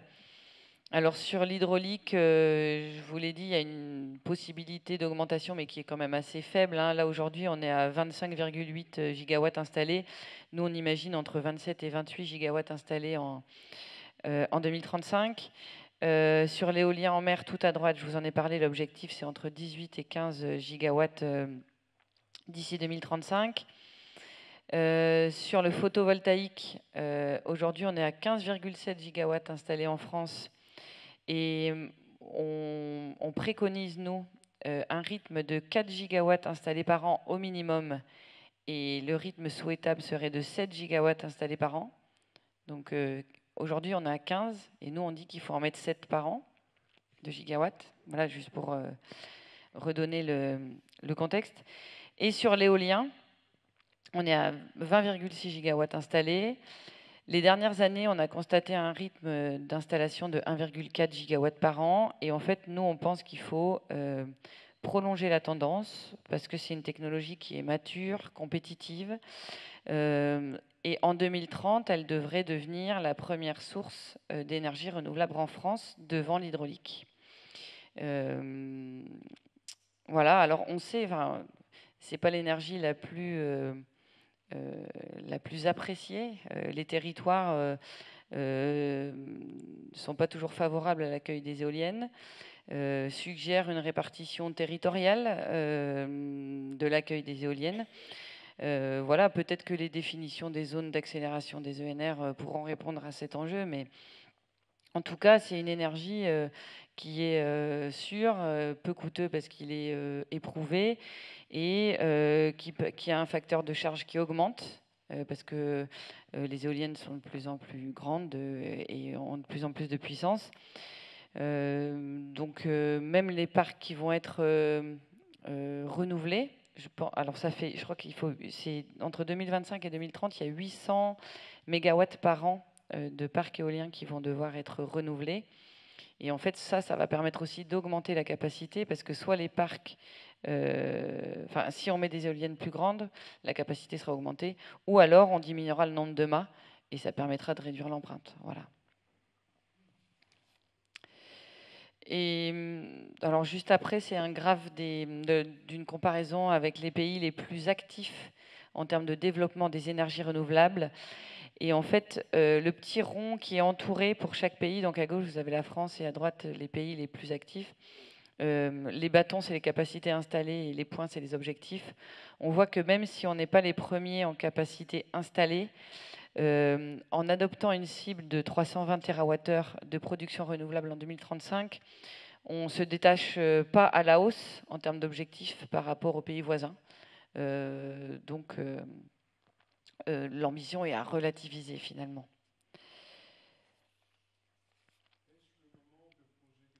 J'ai juste encore une slide et puis voilà. Donc en synthèse, les conclusions du bilan prévisionnel pour atteindre les objectifs du Fit for 55, pour atteindre la souveraineté énergétique, l'indépendance énergétique. Donc il y a quelques conclusions. Donc bien sûr, il y a une transformation d'ampleur qui va s'opérer dans tous les secteurs de l'économie française. On va avoir une forte augmentation de la consommation d'électricité, d'où l'importance de l'économie d'énergie. Donc on insiste sur la nécessité de la sobriété qui devient un incontournable pour atteindre les objectifs. On a mis en évidence aussi l'indispensable déploiement des énergies renouvelables et la nécessité de prolonger la durée de vie des réacteurs nucléaires existants et de maximiser le productible des réacteurs nucléaires existants. Ensuite, les futurs énergétiques, le bilan prévisionnel décrit aussi un système électrique qui forcément va devoir comporter des investissements très importants dans tous les domaines du système électrique, mais avec des coûts de fonctionnement faibles. Il va falloir développer les réseaux, ça je vous l'ai dit, pour aller accueillir les nouveaux producteurs, les nouveaux consommateurs et transporter l'électricité des endroits où elle est produite aux endroits où elle est consommée, et développer les flexibilités pour pallier à l'intermittence des énergies renouvelables. Et bien sûr, il y a urgence à agir puisque le changement climatique ne nous attend pas. Voilà ce que j'avais à vous dire. Merci beaucoup pour cet effort de clarification, de précision. Et puis, votre intervention se termine en tout cas sur ces premiers aspects. Maintenant, voilà, on continue les échanges avec la salle. Donc, monsieur, avec vos questions pour Agathe Guilbard. Mesrak Mézet.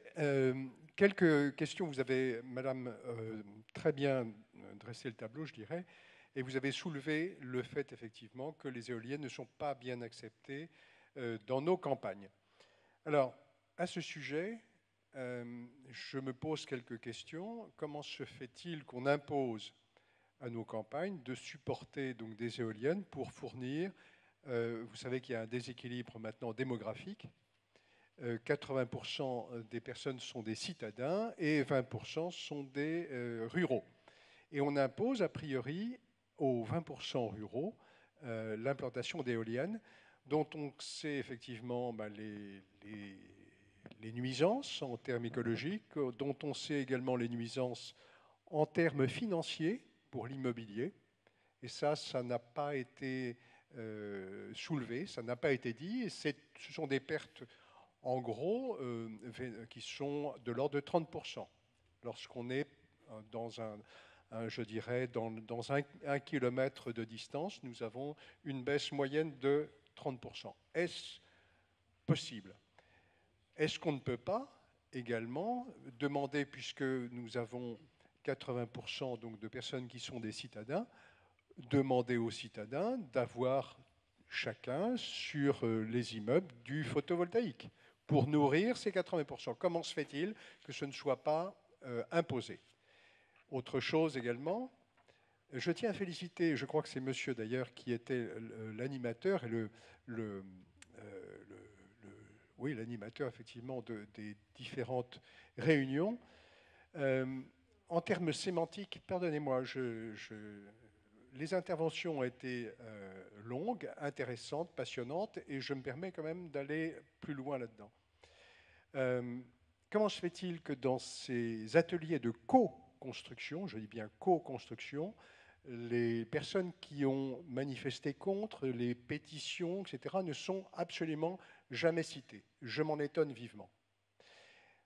Dernière chose, ou avant-dernière chose, vous savez que la plupart des éoliennes viennent de Chine, dont on peut se demander, avec le transport, avec effectivement donc le coût que ça représente en termes écologiques, on peut se demander la pertinence de la chose. Et dernière chose, pouvez-vous nous éclairer sur l'arrêt du Conseil d'État du 8 mars sur les éoliennes? Merci beaucoup. Alors ça fait 4 questions, si je ne me trompe pas. Alors, ce n'était pas moi qui étais à l'animation des ateliers de co-construction, c'était Ulysse Blot, il me semble. Voilà. Je ne sais pas dans quel ordre, je pense qu'il y a des questions peut-être d'autres qui sont plus de l'ordre des représentants du territoire, il me semble. Non, je suis désolée, mais en fait, je vais pouvoir répondre à aucune de vos questions. Parce que ce n'est pas mon rôle de décider où vont être implantées les éoliennes, combien d'éoliennes vont être implantées et combien de panneaux voltaïques. Alors l'objet de cette réunion, c'est de donner une vision du système électrique, des mix de production, de ce que va être la consommation demain, et des mix de production qui sont possibles, et de ce qu'il faut engager pour atteindre la neutralité carbone en 2050. Mais après, comment, c'est bien au pouvoir public et au territoire de le décider.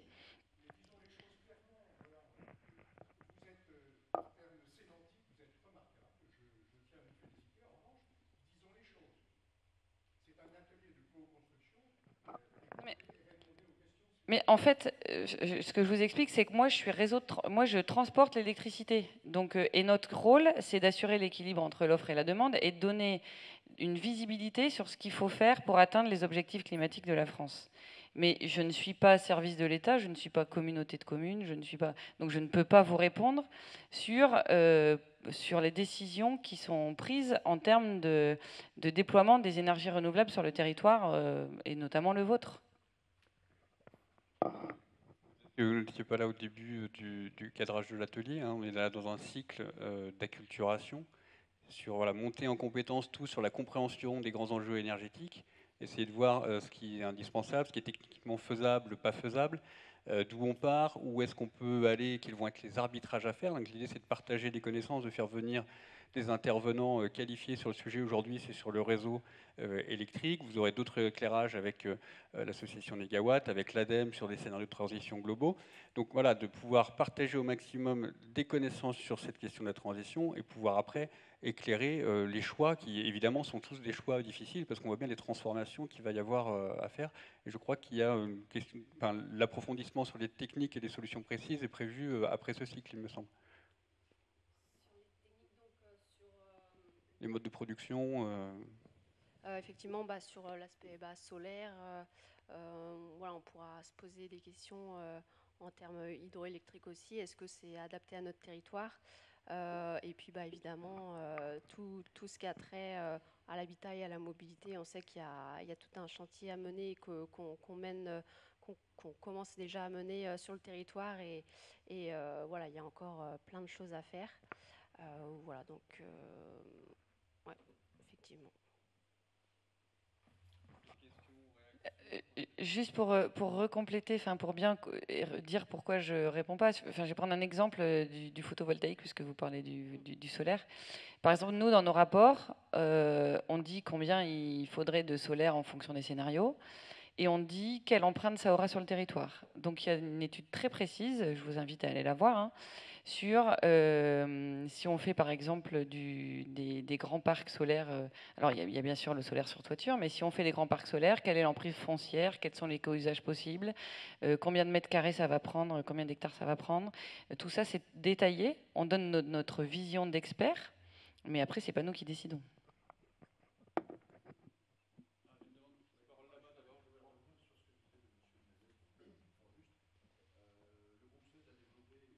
Attendez d'avoir le micro, s'il vous plaît. Ouais, merci. Le groupe Suez a développé ou a essayé de développer il y a une dizaine d'années des micro-éoliennes sur les grands immeubles. Et c'était bien avancé, puisqu'à l'époque, je sais que j'avais travaillé dessus, et j'avais travaillé notamment avec la mairie d'Hérouville pour équiper les immeubles de la mairie d'Hérouville en éoliennes sur les immeubles. Et on a mis, entre autres, de mémoire, 2 ou 3 éoliennes expérimentales qui fonctionnaient très bien, et du jour au lendemain, on n'a plus jamais entendu parler de ces différents projets.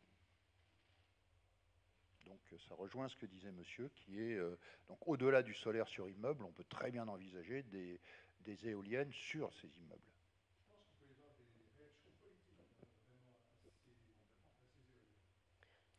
Alors, il y avait une question là-bas, puis ensuite devant. Pour info, lorsqu'on a scénarisé la transition en 2019, on avait inclus, enfin les élus avaient inclus effectivement le petit éolien dans le mix énergétique, et donc le scénario a été retoqué, on va dire, par l'ADEME, puisque selon leur expérience du petit éolien, c'est clairement pas fiable comme technologie et peu productif. Voilà. Bon. En tout cas, il y a énormément de technologies qui naissent et qui disparaissent. Alors, monsieur, question. Est-ce que vous avez remarqué un changement de consommation à partir du moment où on a une accélération du télétravail, donc un changement de la consommation d'énergie globale? Est-ce que ça a une incidence? Parce qu'on parlait de modification des attitudes, et ça c'est une modification majeure du comportement des gens. Est-ce que ça a une incidence sur la consommation générale? Oui, en fait ça a une incidence. Alors, ça a une incidence si... par exemple, pendant le Covid, ça a eu une incidence, parce que... pendant le Covid, les gens étaient chez eux, et les bureaux étaient fermés. Donc là, il y avait une incidence claire, hein, puisque les bureaux fermés, ça fait gagner énormément. Le tertiaire, c'est quand même une grosse source de consommation. Après, le télétravail, ça a une incidence si les immeubles de bureaux s'adaptent au télétravail. C'est-à-dire que s'il y a moins de personnes, qu'il y ait des endroits qui soient peut-être fermés et moins chauffés. Voilà. Parce que si tout le monde est chez soi et consomme chez soi, mais qu'au bureau, on laisse chauffer l'ensemble du bureau de la même manière parce qu'il y a quelques personnes qui travaillent et qui sont un peu éparpillées, finalement, ça n'aura pas d'incidence. Donc, voilà, l'un dans l'autre, il faut que ce soit une vraie ambition collective de réduction et que ce soit réfléchi dans son ensemble. Oui. Bon, d'abord, je pense, monsieur qui m'a demandé la parole en premier, après on passera là-bas.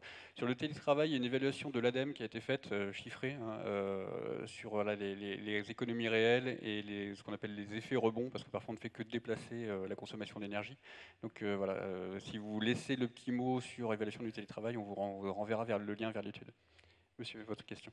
Moi, ce qui me pose problème dans vos explications, c'est que sur les énergies renouvelables, vous nous parlez beaucoup d'éolien terrestre et en mer et panneaux solaires, mais en ENR, il n'y a pas que ça. Il y a l'hydraulique, il y a le biogaz, il y a les biocarburants, il y a plein de choses en énergie renouvelable. Oui, mais alors c'est bien, en fait, moi je parle que de la transformation du système électrique. Et donc pour le biogaz, le biocarburant, c'est pas pour le système électrique. Quand il y aura des présentations des scénarios de l'ADEME, eux, ils prennent l'énergie dans leur ensemble, et là, vous verrez tout. Mais effectivement, moi, c'est parce que je parle que du système électrique. Oui, bien sûr, ouais. Mais on supprime d'autant plus les centrales hydroélectriques sur l'Orne, par exemple, alors que c'était une source d'énergie constante et non intermittente. Ben, l'hydraulique, hein, je vous l'ai dit, nous, on a des perspectives d'augmentation, mais assez faibles, parce que c'est la filière qui le dit, hein, c'est pas nous. Hein. Le potentiel est déjà quasi largement utilisé. Et puis, il y a aussi les conflits d'usage et l'impact sur l'environnement, je pense. Donc, il y a une augmentation possible, oui, mais c'est vrai que c'est pas aussi massif que d'autres énergies, oui. Pour passer le micro à monsieur. Parfois, on ne se rend pas bien compte, et moi le premier, des ordres de grandeur, en fait. C'est-à-dire qu'on se dit, voilà, si on met une petite turbine dans la rivière du coin, oui, on va produire, mais par rapport, là, on parle en gigawattheure. C'est des chiffres qui sont absolument énormes. Et en fait, on viendrait rajouter... Et, oui, mais encore une fois, regardez... Bien sûr, mais regardez quelle est la production du barrage de la Rance et où est-ce qu'on pourrait techniquement installer des équipements similaires par rapport aux besoins globaux. Et vous verrez, les ordres de grandeur ne sont pas du tout les mêmes.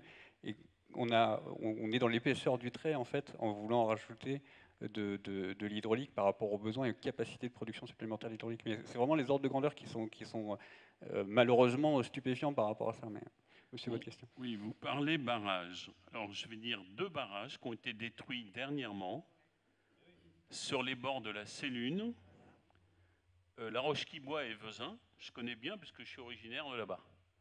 Alors, quand j'entends certains qui disent c'est pour favoriser les poissons, bon, à Mets-sur-Orne, il y a un ascenseur à poissons, ça marche très bien. Donc, là, il faut revenir un peu en arrière. Stop pour la démolition des barrages.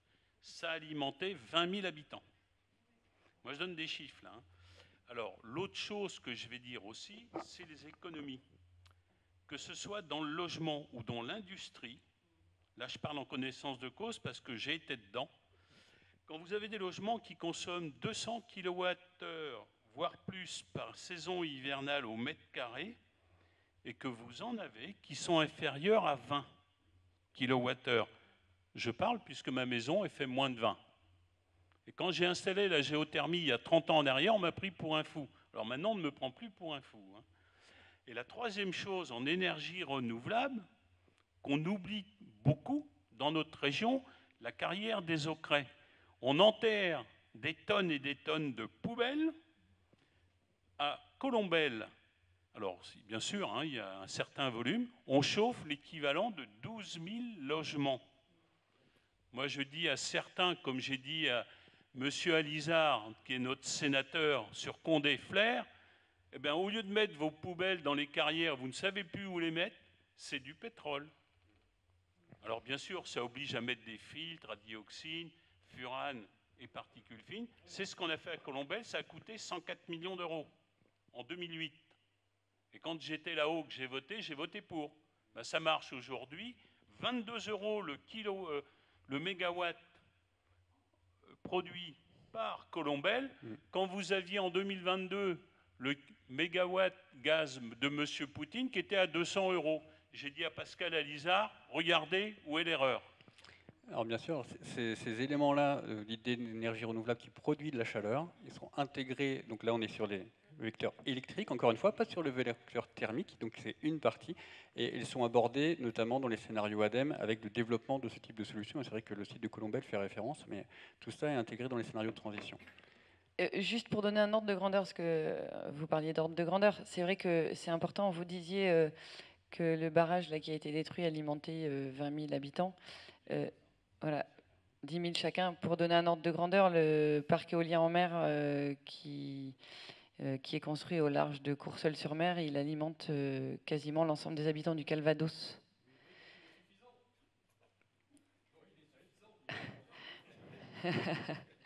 Oui, si ça marchait comme ça.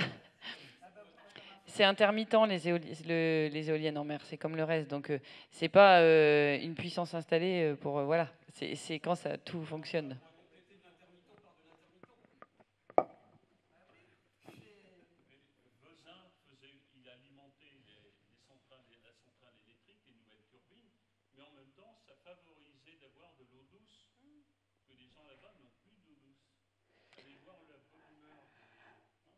Alors, est-ce qu'on peut reprendre le cycle des questions, s'il y en a? Et je vous demande de lever la main pour prendre la parole, pour qu'on soit dans la parole juste. Oui, madame.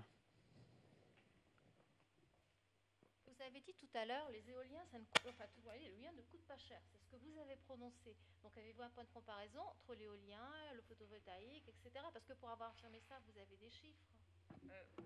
Oui, enfin, dans les études, on a pris des chiffres. Mais en fait, ce que j'ai dit, c'est qu'effectivement, c'est une énergie qui est mature et avec une filière industrielle développée. Donc, les coûts de production par rapport à d'autres énergies renouvelables sont tout à fait corrects. Et ça permet de développer rapidement des énergies renouvelables à un coût faible par rapport à d'autres. Oui. Ah oui, oui. Oui, oui, tout est chiffré, ouais. Dans nos rapports, oui. Alors, il y a, comme je vous l'ai dit dans nos études, il y a un aspect sociétal, impact sociétal. Mais je ne sais pas si cet aspect est pris en compte. Oui, démantèlement, gestion des déchets, c'est vraiment des coûts complets. Donc c'est vraiment de la matière première au démantèlement et à la gestion des déchets. C'est vraiment l'ensemble. Ça, je ne sais pas. Oui, oui, mais ça, je ne sais pas.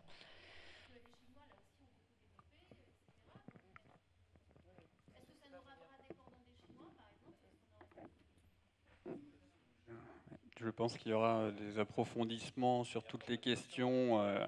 Léonard, ce n'était pas l'objet de ce soir, on l'a compris, mais je vois bien des...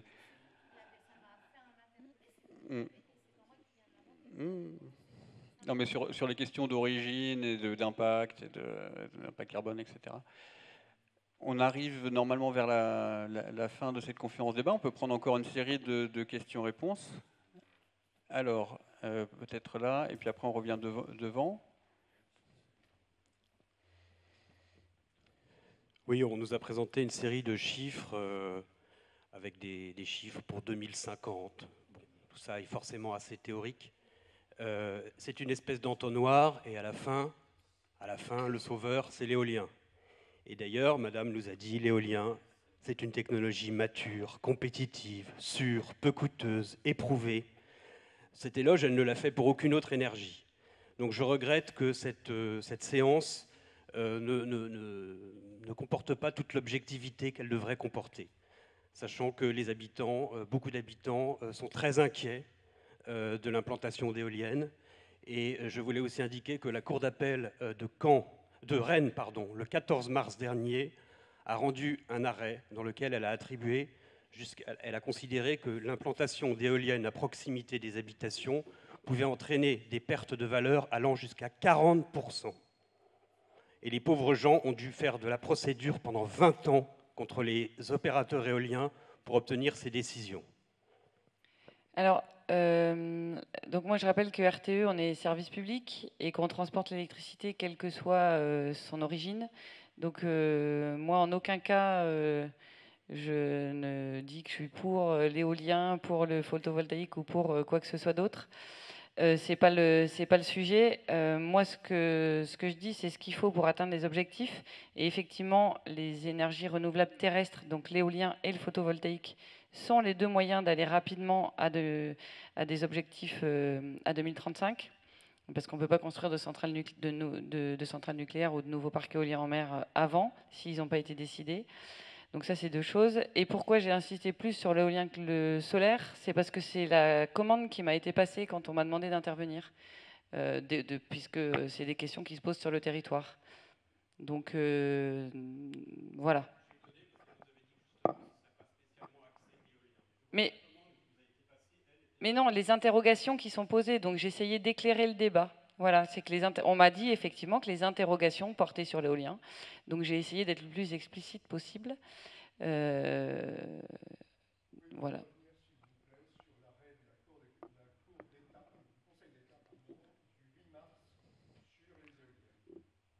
Alors, si vous voulez bien, on va prendre votre question après, parce qu'il y a une demande de question d'abord. Et après, ah, ça répond à votre question. Donc, je ne sais pas qui peut répondre là-dessus. Moi, je...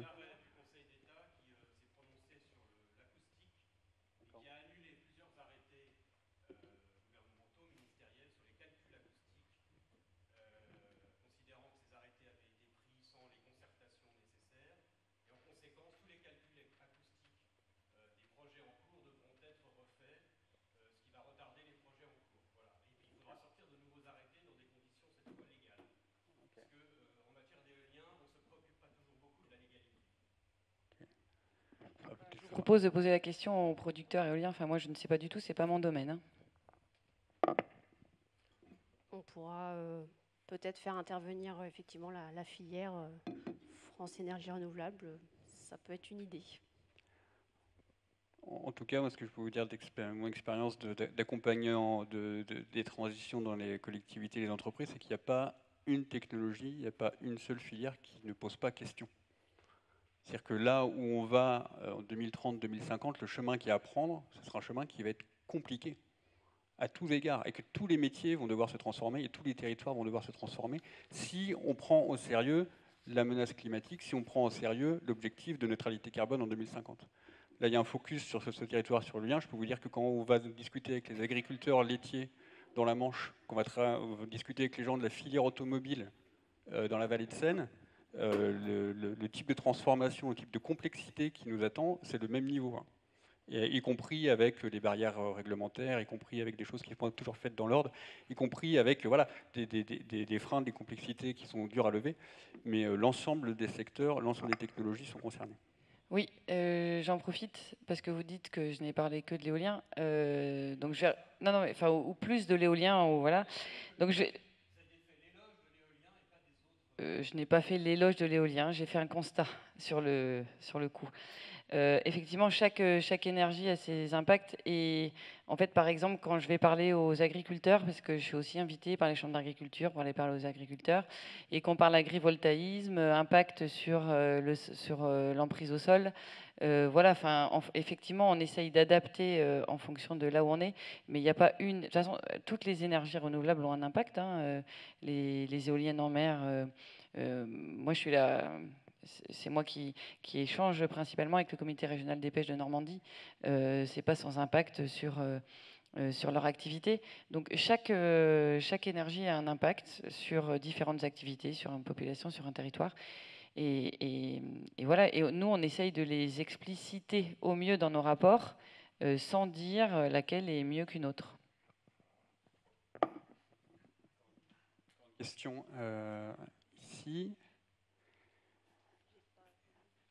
Peut-être le dernier tour d'inscription pour les questions. Est-ce que des personnes souhaitent encore poser une question après le monsieur, puisqu'on arrive à 20h et la fin de ce débat. Si vous... Encore une, ouais, d'accord. On approche des élections européennes là. Est-ce que donc les chiffres que vous avez donnés, c'est à l'échelle nationale? Est-ce qu'à votre connaissance, il existe des propositions qui ont été faites dans les autres pays européens? Est-ce qu'il y a moyen d'y avoir, qu'il y ait une synergie? Puisqu'on parle d'Europe aujourd'hui, je pense que ce serait important qu'il y ait une entente qui soit faite au niveau international. Mais en fait, alors moi je vais y répondre pour la gestion du système électrique. Là c'est vrai que je vous ai parlé France, mais en fait la gestion du système électrique elle est faite au niveau européen bien sûr. Et comme je vous l'ai dit, il y a déjà, c'est dans les annexes à la fin, il y a une carte avec l'Europe.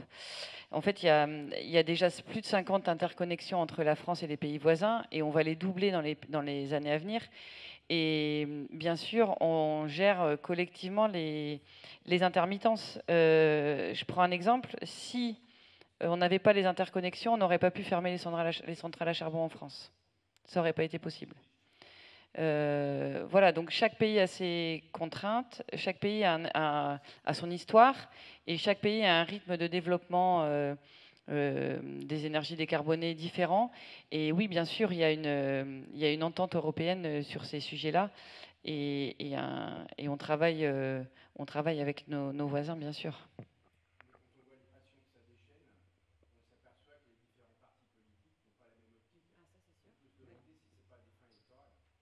Enfin, de toute façon, les décisions, oui, enfin, c'est aussi politique, et c'est pour ça que moi je dis bien, C'est pour ça que je dis bien que ce n'est pas nous qui décidons, que nous, on dit ce qui est possible de faire, comment on peut y arriver, et après, les décisions, voilà. C'est l'avantage d'avoir une structure comme RTE, qui est service public indépendant et qui amène un éclairage voilà, qui est non partisan sur des faisabilités techniques. Madame, une dernière question, et puis après, on va... Je voulais savoir si au niveau de la communauté de communes, par exemple, au niveau des consommations électriques que j'ai fortement réduit et je n'ai pas chaud cet hiver, je pouvais apporter quelque chose pour ne pas payer plus cher, mais m'aider soit par des panneaux solaires, soit des... Donc, est-ce qu'il y a des ateliers qui sont prévus dans ce sens-là? Si vous voulez, ce que je veux dire, c'est que augmenter un petit peu la consommation électrique, mais pas augmenter les prix, parce que là, ça devient voilà, pour quelques années, ça va devenir impossible. Donc, est-ce que nous, on a des moyens d'améliorer? Est-ce qu'il y a des ateliers prévus pour justement nous proposer des améliorations à des coûts raisonnables? En tout cas, oui, sur le solaire, clairement, oui. Après, on va réfléchir à... Si c'est une demande, notez-la sur notre mur d'expression en sortant. On voudrait des ateliers pour pouvoir mieux faire, pour pouvoir être accompagné, pour pouvoir être aidé. Oui, oui, vous avez... Oui, enfin... non. D'accord. Non, mais j'entends bien, j'entends bien. Non, mais attendez, laissez-moi parler quand même, s'il vous plaît. En tout cas, la communauté de communes n'est pas sans aider, parce qu'on parlait tout à l'heure de sobriété, et notamment par rapport au résidentiel, par rapport au logement. Et la communauté de communes s'est lancée justement dans une OPA, l'opération pour l'amélioration de l'habitat. Et donc, elle a mis forcément de l'argent sur la table, et l'État également, puisqu'on est une somme quand même qui est très importante. Hein, sur 3 ans, je crois qu'on atteint les 3 ou 4 000, 3 millions, voilà, 3 millions. Donc, c'est pas rien. Mais, et bien sûr qu'il faut encore faire plus. Mais voilà.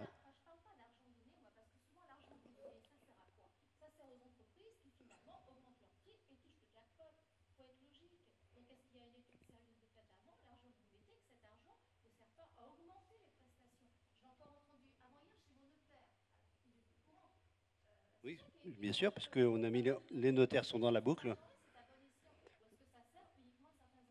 Elle n'est pas donnée en direct aux gens. Hein. Enfin, c'est quelque chose. En tout cas, il y a des objectifs à atteindre. Hein. Je veux dire, on ne donne pas cet argent. Il faut un minimum de 30% enfin, c'est un minimum. Donc, non, pas du tout. Ça dépend. Alors, voilà, on peut. Enfin, c'est quelque chose. Oui, mais on pourrait, oui, tout à fait. Mais il y a eu plusieurs ateliers sur le sujet hein, déjà.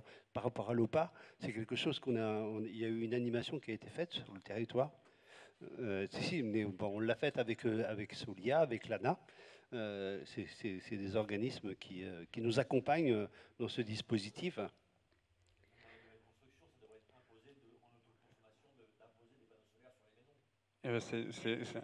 Alors c'est le cas dans la nouvelle réglementation d'avoir des énergies renouvelables. Mais en tout cas, on va terminer ce débat. On pourra le continuer après l'atelier si vous voulez. Alors avant de laisser le mot de la fin et le remerciement, je voudrais juste qu'on ressorte une dernière fois notre abac. Je voudrais poser 2 questions à vous, cher public de ce soir. Est-ce que vous considérez que vous avez appris beaucoup de choses ce soir? Si vous considérez que oui, vous avez effectivement découvert beaucoup de choses, je vous invite à lever le carton vert. Si vous avez moyennement découvert, vous étiez déjà un peu connaisseur du sujet, c'est orange. Si vous n'avez rien appris, vous pouvez tirer le rouge. Alors, il y avait un public de connaisseurs plutôt orange, même des personnes qui étaient experts, donc qui n'ont rien appris de nouveau, mais voilà, au moins des découvertes. Est-ce que ça vous a donné envie de venir à la prochaine conférence? Alors si oui, vert. Si vous ne savez pas, orange. Alors la prochaine conférence, c'est le moment de l'annoncer. Elle sera le 23 avril. Voilà, c'est annoncé. Grenfell-sur-Odon, scénario neutre en carbone 100% renouvelable en 2050 et sa prospective matériaux. Il y a eu des questions sur les matériaux ce soir par l'association Négawatt. Et j'ai vu beaucoup de verres se lever. Donc voilà, c'est une bonne idée de voir ce cycle de conférence et les gens sont motivés pour revenir. Merci. Je vous laisse. Oui, je pense qu'on va pouvoir les applaudir, mais je voudrais tout d'abord remercier les intervenants, et notamment Mme Guilbard. Hein, puisque vraiment, en tout cas, moi j'ai appris beaucoup de choses, et vous avez été très explicite et très clair dans vos propos. Merci à M. Bellé aussi, pour son animation, et puis à Naïk, bien sûr. Voilà. Merci également à la salle pour sa participation, c'était très important.